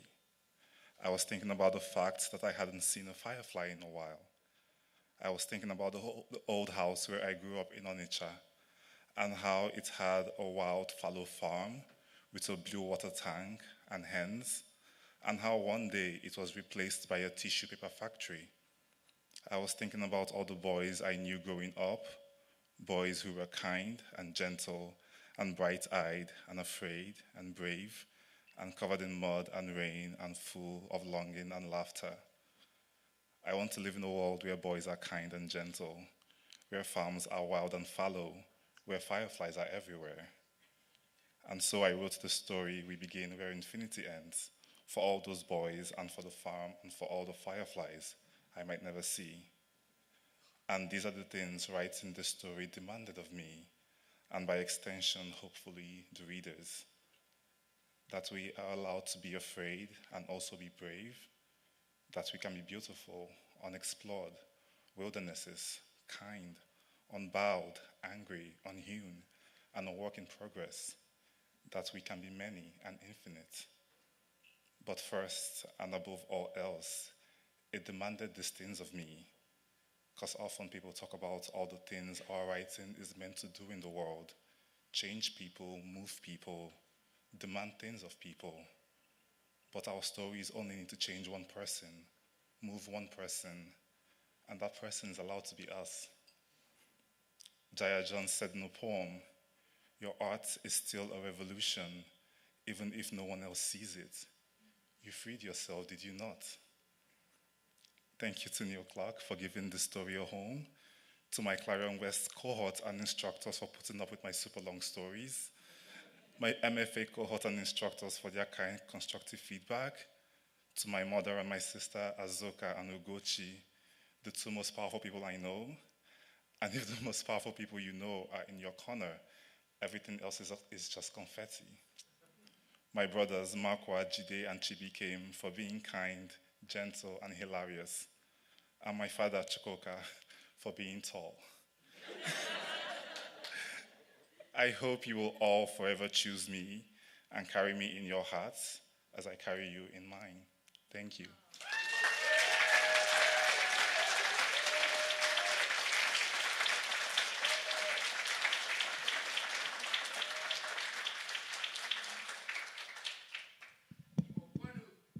You ever just hear the most beautiful thing you've ever heard in your whole life, and then you have to come up and talk to a room full of people? It's fine, I'm fine. I'm fine about the fireflies. Don't worry about it. I'm going to comfort myself with a little bit of light crime by reading this letter written to novellas. Dear novellas. Wait, is that really who this is from? Well, okay, I'm just reading. I'm not responsible for this. Dear novellas, thank you for creating space for risk. You've cemented your role in the world as a place for authors to take big swings in small places. And because of you, I've grown to encompass more voices and more experiences, and my borders have grown permeable in ways they couldn't have without you. Yours sincerely, Genre Fiction Publishing at Large. And now once more, to present the Locus Award for Best Novella, author M.M. Olivas.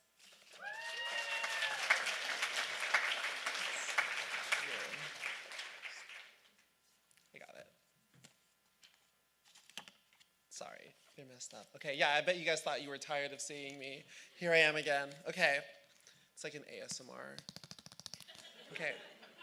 So for Best Novella, this is the section for those of you, again, who can't shut the fuck up, who wanted to write a short story, and then we got winded into 40,000 words. That said, here are the finalists. The finalists for novella are The Orb of Kairado by Catherine Addison, The River Has Roots by Amal El Motar, What Stalks the Deep by T. Kingfisher, Cinder House by Freya Marsk, Automatic Noodle by Annalee Newitz, Making History by K.J. Parker, Psychopomp and Circumstance by Eden Royce, Lives of Bitter Rain by Adrian Tchaikovsky, A Mouthful of Dust by Nhi Vo, Murder by Memory by Olivia Waite. All right. Okay, I'm holding it. All right, and the winner is...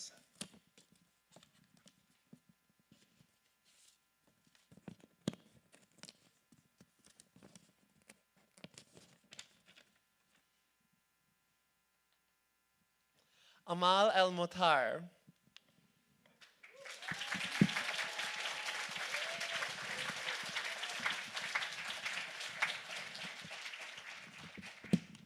Hello, everyone at the Locus Awards. This is absolutely amazing and incredible. It's such an honor, made all the greater by the company this book is in. Deep thanks to every reader who chose it out of the abundance of riches on the novella ballot, and also very much to everyone at Locus who works so hard every year to make these awards and the magazine itself possible. I truly cherish you and the work that you do so much. Thank you. I also want to thank Dongwon Song, my agent and dear friend, my editorial teams in the US and UK, especially Ali Fisher, Deanna Vega, and Anne Perry, and my husband Stu for relentless and necessary encouragement throughout the writing and revision process.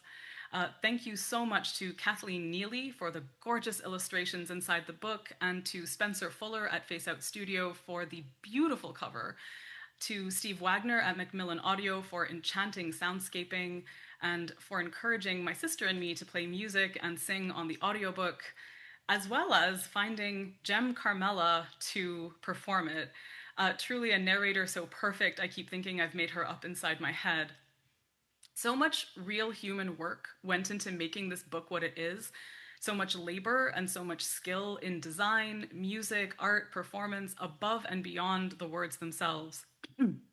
Excuse me. This is like a real-time video because I'm not taking this again. Anyway, I'm so grateful for every single person who made it what it is, and to every reader, contributor, and everyone else who holds the line against the inane tech bullshit intent on devaluing it.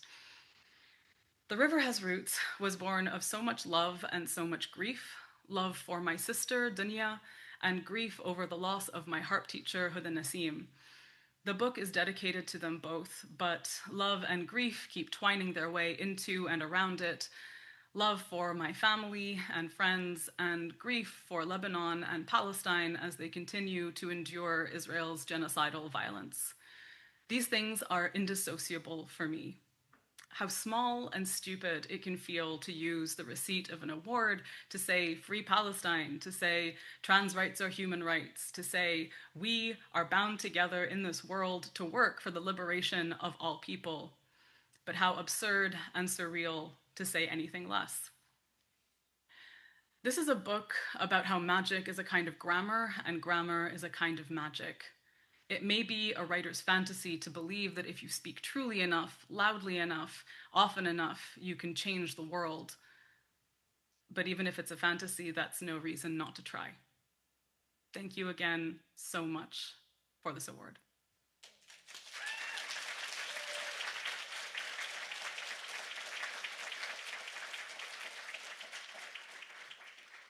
Thank you to Amal for saying the true things we all need to hear. Dear Translated Novels, thank you for allowing us into the wild and wonderful universe of literature from all over, for connecting with people we'll never meet, in landscapes we'll never see, in languages we were never taught.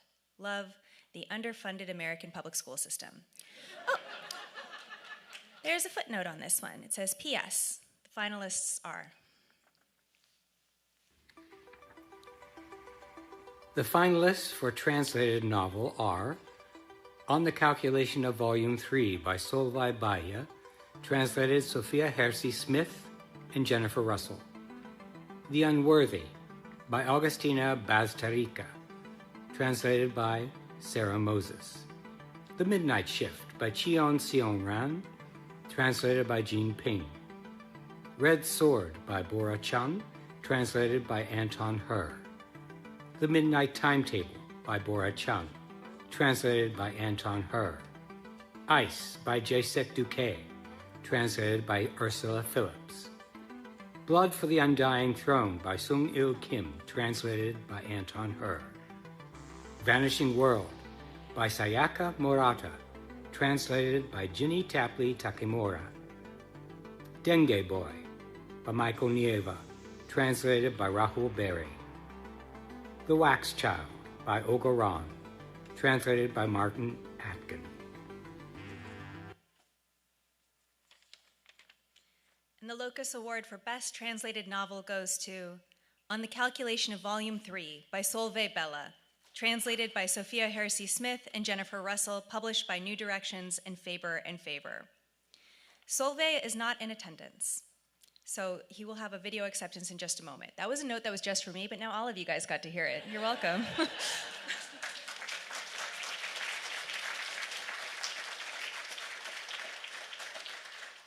Thank you so much. I'm very happy that you kind of like my weird book, my weird project, whatever we call it. I'm sorry I can't be there with you. I'm sitting here trying to finish the 7th book in the series here on my island. But I'm so happy, and I just want to say thank you to everybody. Thank you to the judges, and thank you to the readers, and thank you so much to my publisher, translator, editors, who are working on this. And I just hope you have a wonderful time, and congratulations to everybody, and thank you from here. Bye.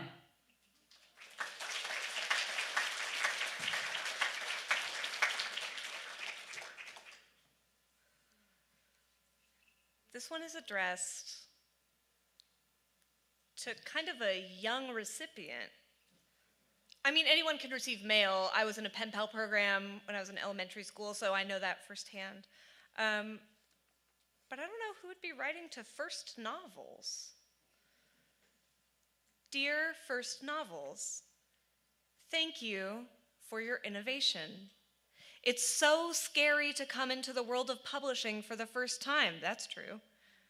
But you have the courage and creativity we need to bring new oxygen to the shelves.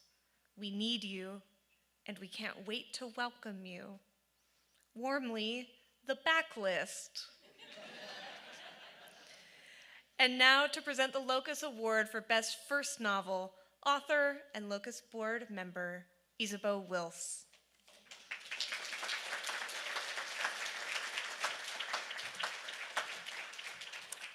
Mara was not kidding about that light. If I was a vampire, it would be trouble. Anyway, the first novel. Oh, the sweet summer feeling of having your first novel come out. Those of us who have had that feeling look back with it fondly and try to hold on to that vibe for as long as possible. It's a wonderful feeling, and I wish I had it back again. Okay, and so the nominees for the Locus Award nominees for the Best First Novel are... The finalists for first novel are A Song of Legends Lost by M.H. Allende, Red Rabbit Ghost by Jen Julian, When Devils Sing by Zan Cower, Awake in the Floating City by Susanna Kwan, Luminous by Sylvia Park, Archive of Unknown Universes by Ruben Reyes Jr., North Sun or the Voyage of the Whale Ship Esther by Ethan Rutherford, Blob by Maggie Sue, Song of Spores by Bogi Takash, Sour Cherry by Natalia Theodoridou. And let's get a piece of paper going here. The Locus Award for the Best First Novel goes to Sour Cherry by Natalia Theodoridou.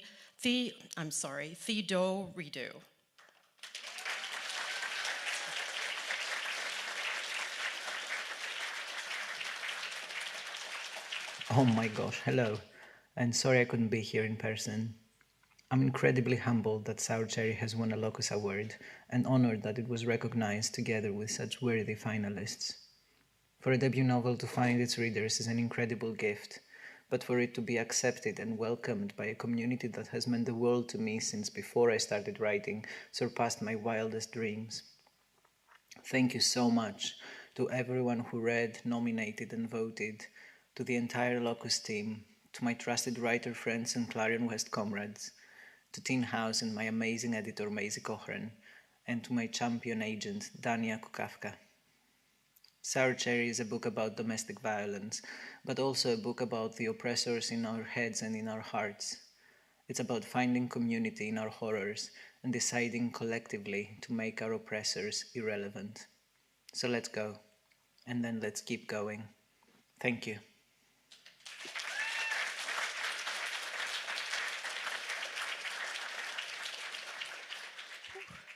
That acceptance speech got me fired fucking up. Excuse me.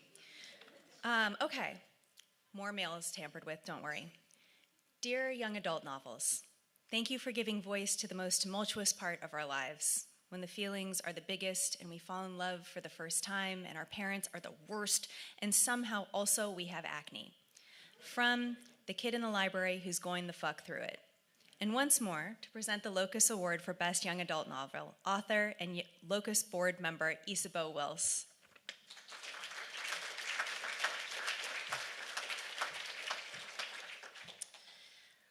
I used to be a young adult novelist, and one of the joys of that is knowing that you're getting them young and hopefully getting them into being a lifelong reader of genre fiction.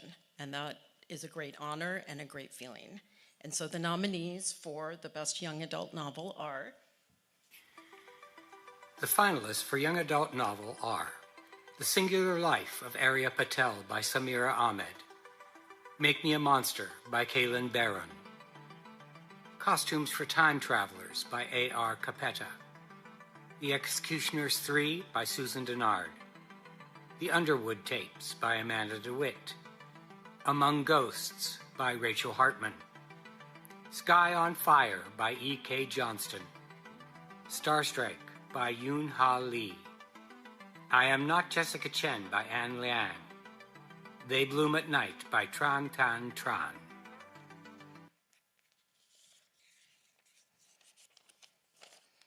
And the Locus Award for Best Young Adult Novel goes to Starstrike by Yoon Ha Lee.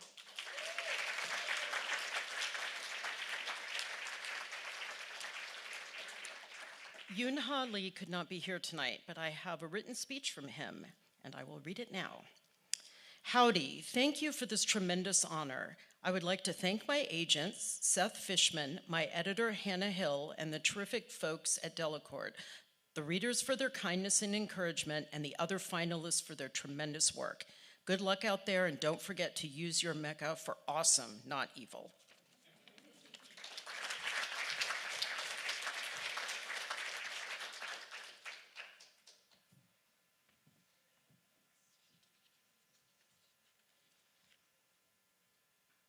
So Nnedi Okorafor is the global leader of African futurism, a New York Times best-selling author, and, of course, an international literary superstar.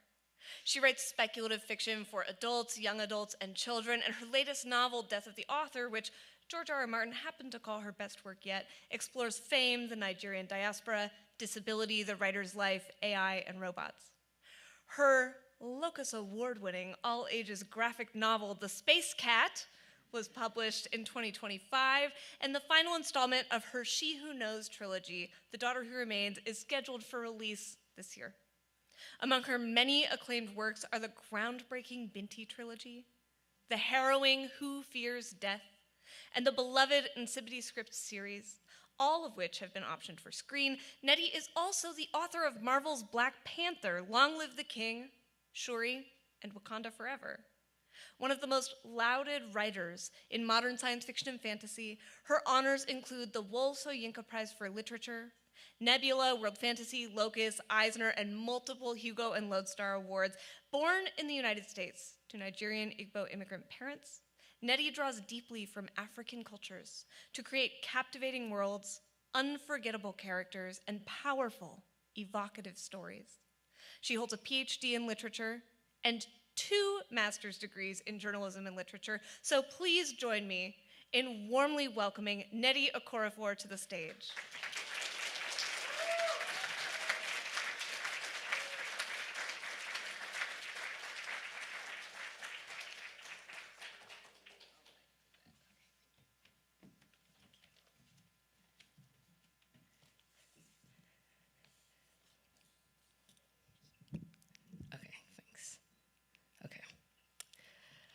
Hello again. I probably should be talking about futures and AI or the power of story or some anecdote, but I've been working on some things that I want to share with you guys. So a few weeks ago, I gave 3 lectures at Yale University as part of the Terry Lecture Series. They were titled African Jujuism, Notes from the Termite Mound. Tonight, I'm going to give you a taste of them.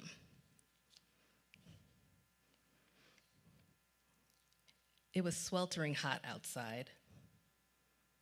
I don't remember exactly what I was wearing, shorts maybe, a sundress. Whatever it was easy to move in, good for running. I was 7. My sister Ngozi and Ifoma were 8 and 9. We were in Nigeria for the first time, the Southeast, Imo State, Igbo land. Our own India Zog, yes, Igbo Kwanu. The red dirt road was narrow and lumpy. Red dust rose from our sandals as we ran. We were fast. We needed to be, because something was chasing us. It was about our height, maybe taller. To me, it was massive. Its face was blue cloth. It carried a whip-like stick. Behind it, boys beat drums. And as we fled, I wasn't out of breath. I was exhilarated because my legs were limber and strong and my stride was effortless. It was not going to catch us, but that whip. What was chasing us? Mau, which means spirit in Igbo, a masquerade. A spirit made visible, not a person in elaborate costume pretending. That moment on a dirt road in southeastern Nigeria is where everything I'm about to say began. I've spent decades writing speculative fiction rooted in Africa. And for a long time, people asked questions that felt slightly off. Questions about mythology, questions about magic, about folklore, as if what I was writing was costume, not real, made up in the past, safely over there. It wasn't, and it isn't. In 2019, along with the term African futurism, I coined the term African Jujuism. Neither of these terms was about marketing. I needed to shine a light on some things. I needed some things to be properly seen and discussed. African Jujuism is a category of fantasy, though lately I'm more inclined to place it beside fantasy, a shape-shifting sibling, a first cousin. It respectfully acknowledges the seamless blend of true and existing African spiritualities and cosmologies with the imaginative. It was born from organic honor and pride. It's also resurrection after colonial death. Many of the spiritual ideas I was writing about had been labeled taboo, dangerous, even evil in writing about them. In writing about them, I was helping to bring them back. There's a reason I called my lecture series Notes from the Termite Mound. Ants build colonies. I'm a bug person, so you know. Ants build colonies, termites build cathedrals. They construct towers, intricate structures out of earth and saliva and instinct. Internal pathways, chambers, thresholds, entire worlds hidden in plain sight. You can stand right beside one and still not understand what you're looking at. This is African Jujuism. It doesn't reject or honor or ignore science or technology. It contains them. A spaceship can launch, a satellite can orbit, and still presences arrive. Not in conflict, but alongside them. African Jujuism assumes a continuity between the seen and the unseen. The spiritual and the material are in constant conversation. And the masquerade is where the conversation becomes visible. In my father's village, the masquerades were said to come through termite mounds to join the living, sometimes for fun, sometimes to harass, honor, bring a message, for reasons unknown. My father and uncles were initiated into these societies, and as a girl, I wasn't supposed to know anything about any of it. I asked my uncles. They laughed. They said I needed Jesus, and then told me nothing. That irritated me deeply, but it also fed me. When I began writing, I did what writers do. I stitched together my own experiences, fragments of oral accounts I'd managed to collect, information from the dusty academic books I found in graduate school, and the gaps in that tapestry, I filled them with imagination, curiosity, humor, fear, pushback, and always respect. The masquerades in my work are not metaphors or costumes. They're not objects of study. They're not safe. To most, they aren't even familiar. Masquerades are custodians. They are dancing lessons. They arrive. The air pressure drops. Attention gathers. No permission needed or sought. They move through cities, parking lots, forests, roads, at dusk, kitchens. They bend time, perception, expectation. Disbelief in masquerades doesn't make you safe. Disbelief in masquerades just makes you inattentive. What I've done in my years of writing of African futurism and African Jujuism is give context to what was already there, already real, already moving through the works of writers and other artists across the continent and the diaspora, unnamed. It already exists. What I did with my lectures was name it. And once something is named, it can no longer be obscene. It can no longer be unseen. Thank you.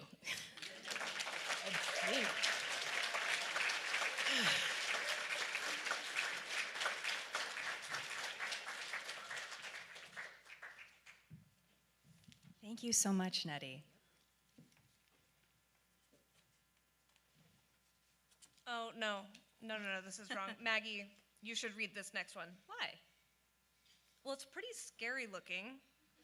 And also it's written in ancient runes. And don't you have an advanced degree in reading spooky languages? Yeah, you're right. Thanks for remembering. Always. It says, Dear Horror, thank you for ruining our lives and making us afraid of the dark in our own homes and also dear somehow. I didn't need to sleep anyway. Best wishes, people who didn't used to have nightmares. And once again, to present the Locus Award for Best Horror Novel, our guest of honor, Nnedi Okorafor.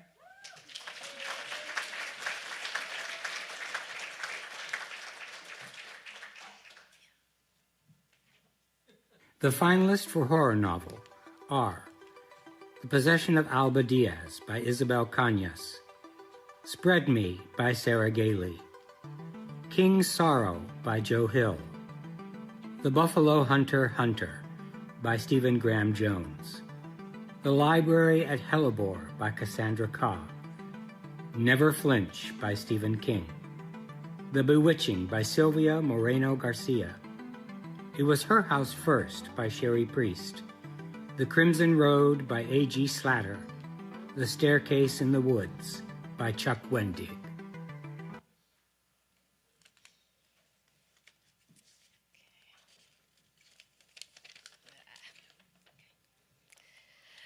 The Locus Award for Best Horror Novel goes to The Buffalo Hunter Hunter by Stephen Graham Jones.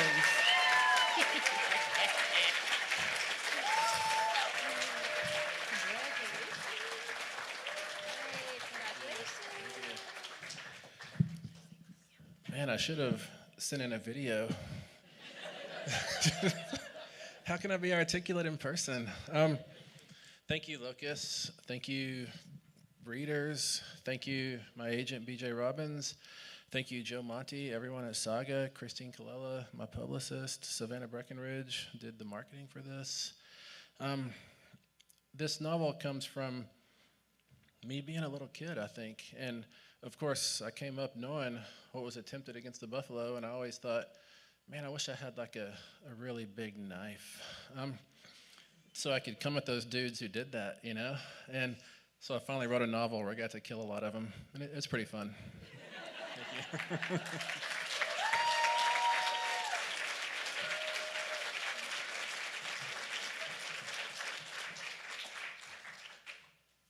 No. Again? This is also a problem. This one says it can only be opened by someone pure of heart. So you definitely can't open it. I mean, yeah, neither can you. Oh, that's true. Shit, what do we do?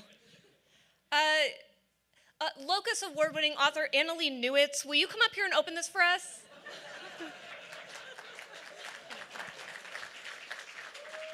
Thank you so much. You're so welcome. All right. There we go. Here you go. Thank you. Here's my pure heart.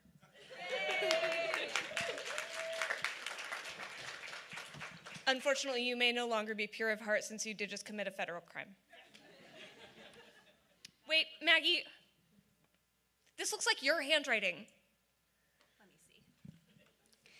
You're right. I'm sorry. Dear Fantasy, thank you for keeping me company when I didn't have anyone to eat lunch with at middle school. I really needed you then, and I need you now. Thank you for saving my life. Sincerely, Maggie Tokuda-Hall. It's me, thanks. And once more, to present the Locus Award for Best Fantasy Novel, Locus publisher and editor-in-chief, Liza Tromby.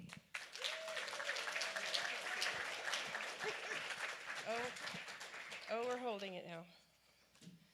Okay, I'm gonna do this thing. Okay, oh, almost, wait. Ha, I got it, okay. We're almost at the end, you guys. We're gonna get there. So we'll just go straight through. The finalists for the Best Fantasy Novel are?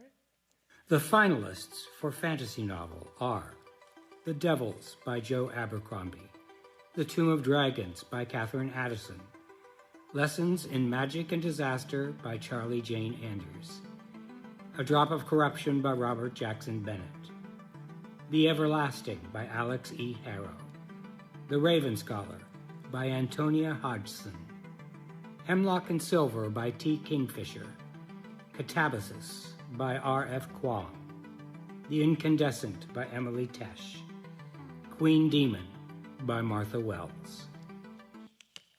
Okay, here we go.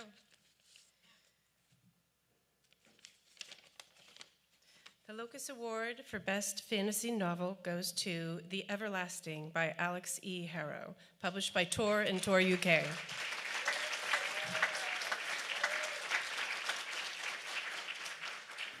So I am every word that people put in acceptance speeches: shocked, honored, privileged, blown away, very sorry that I'm not there with you in person. But mostly I'm grateful to this community of writers and readers and critics and editors who continue to invest so much time and talent in genre fiction. 55 years of it, I think. And I think in this moment, when the arts are being systematically devalued and mega corporations are investing in slot machines and white supremacists and Christian nationalists are working so hard to suppress and simplify storytelling, I am just especially grateful to the people in this room. So thank you for loving The Everlasting, but thank you for loving every nominee in every category, for loving science fiction and fantasy, and for taking the genre of escapism so seriously. Le Guin said that the direction of escape is towards freedom, so thank you to everyone in this room for keeping your foot in the door. Were we all reading the spines behind her? Because I was totally reading the spines. Okay, sorry. You guys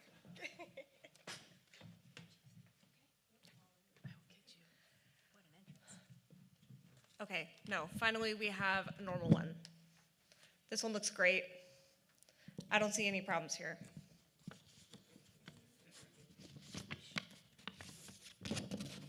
Oh, hang on. No, this one was obviously written by AI. How can you tell? Let me see. See? Yeah, you see how it's completely devoid of any actual connection to the human experience? I was more noticing how all the words are stolen from other letters and glued on here like a serial killer wrote it. Hey, did I write that? Yeah, I would say the biggest giveaway actually is the total dearth of interest in pushing the limits of artistic possibility in any meaningful way. Oh. So not this one. Okay, well, thank God. Here's one written by an actual human being. Okay, all right, here we go. Now we're talking. Dear science fiction, thank you for being the reason we're all here. You are the foundation of so many of our communities. You are the inspiration behind the innovations we pursue. You are the thread that stitches so many genres together. You have made us a family. We owe you everything. This is a good letter. Sincerely and always, Locus contributors, supporters, and readers. And now again, to present the Locus Award for Best Science Fiction Novel, Locus publisher and editor-in-chief, Liza Tromby.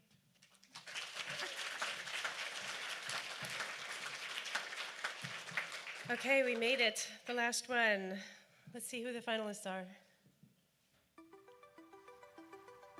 The finalists for science fiction novel are The Folded Sky by Elizabeth Bear, Picks and Shovels by Cory Doctorow, Notes from a Regicide by Isaac Fellman, When We Were Real by Daryl Gregory, All That We See or Seem by Ken Liu, Where the Axe is Buried by Ray Naylor, Slow Gods by Claire North, Death of the Author by Nnedi Okorafor, The Shattering Peace by John Scalzi, Shroud by Adrian Tchaikovsky. Okay. The final one.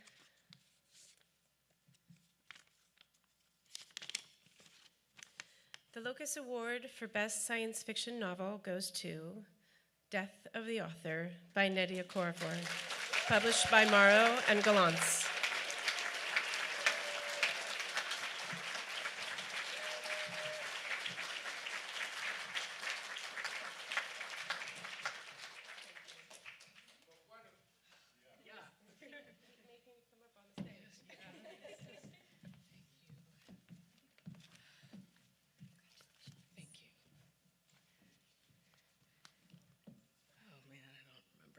Okay. Oh. Okay, it's just gonna fall off because I'm gonna drop it if it falls off.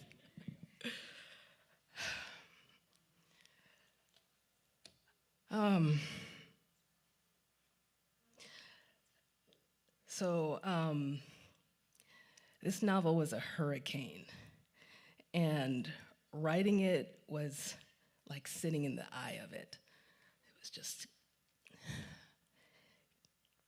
chaos.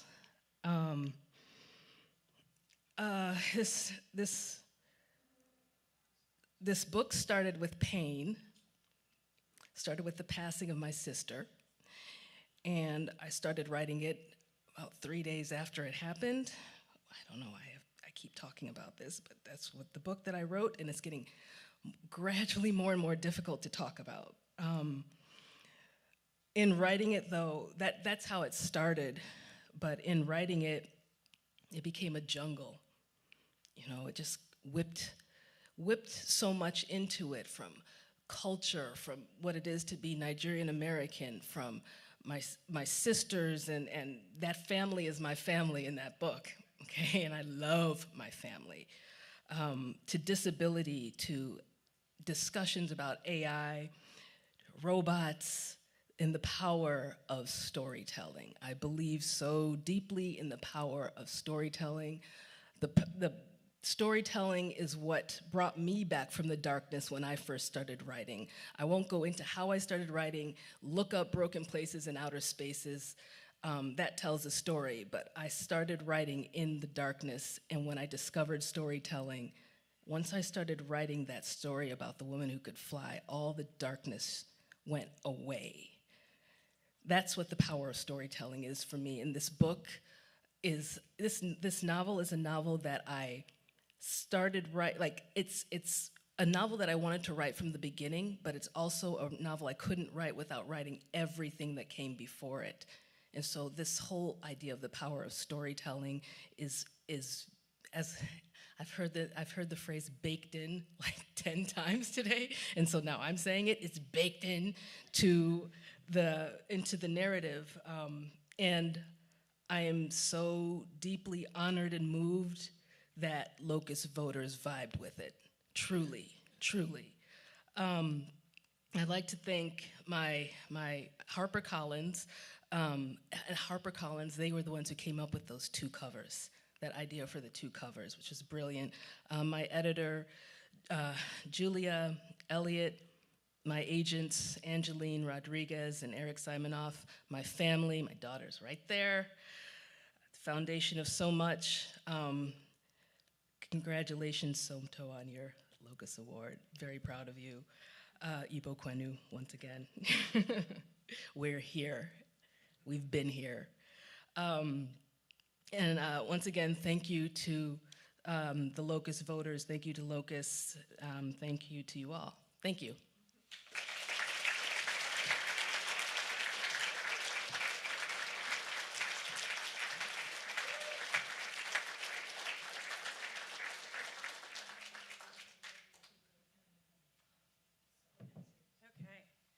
Well, thank you so much, Nnedi, and thank you everyone for coming. Liza, there's one more piece of mail here.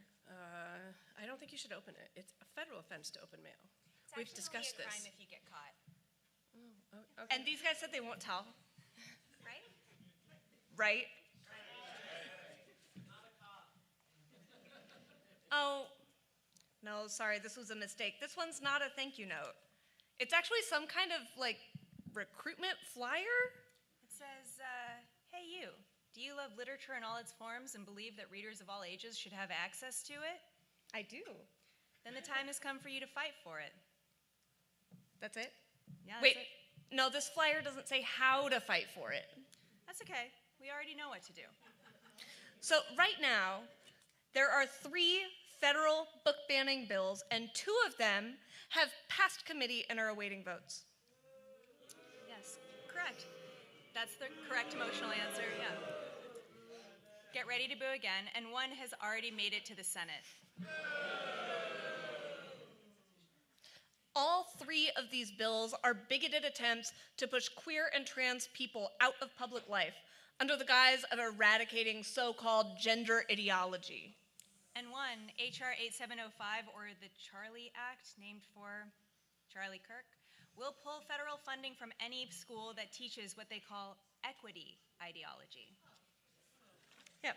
Equity ideology is any version of American history that isn't jingoistic, white supremacist, ethno-nationalist bullshit. These bills will affect every single public school in the nation. So please call your representatives in Congress to demand that they vote no on HRs 7661 and 8705. And if you're not sure who or how to call, here's a QR code, that you can scan. And please call your senator to demand that they vote no on 2616. And again, if you're not sure how, here's a QR code. For more information, you can follow Authors Against Book Bans on social media, or better yet, join, so you can get up-to-date information emailed directly to you every single Friday.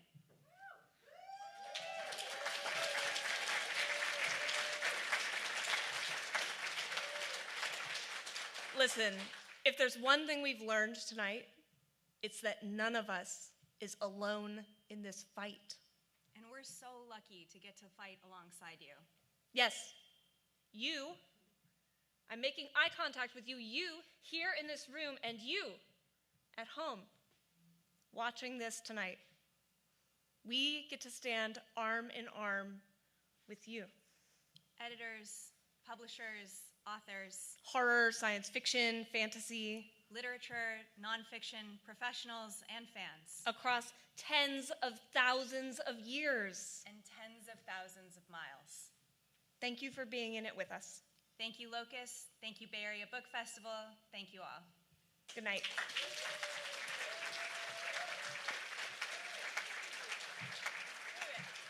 I still have to say some thank yous, you guys. Sorry, they cut me off, remember? I'll go fast, I promise. Thank you so much to all the volunteers and the Locus team who put so much hard work and heart into this. Our guests of honor, Nnedi Okorafor, Tananarive Due, and Stephen Graham Jones. Our local featured artist, Alyssa Winans, for bringing all the extra shiny to the events.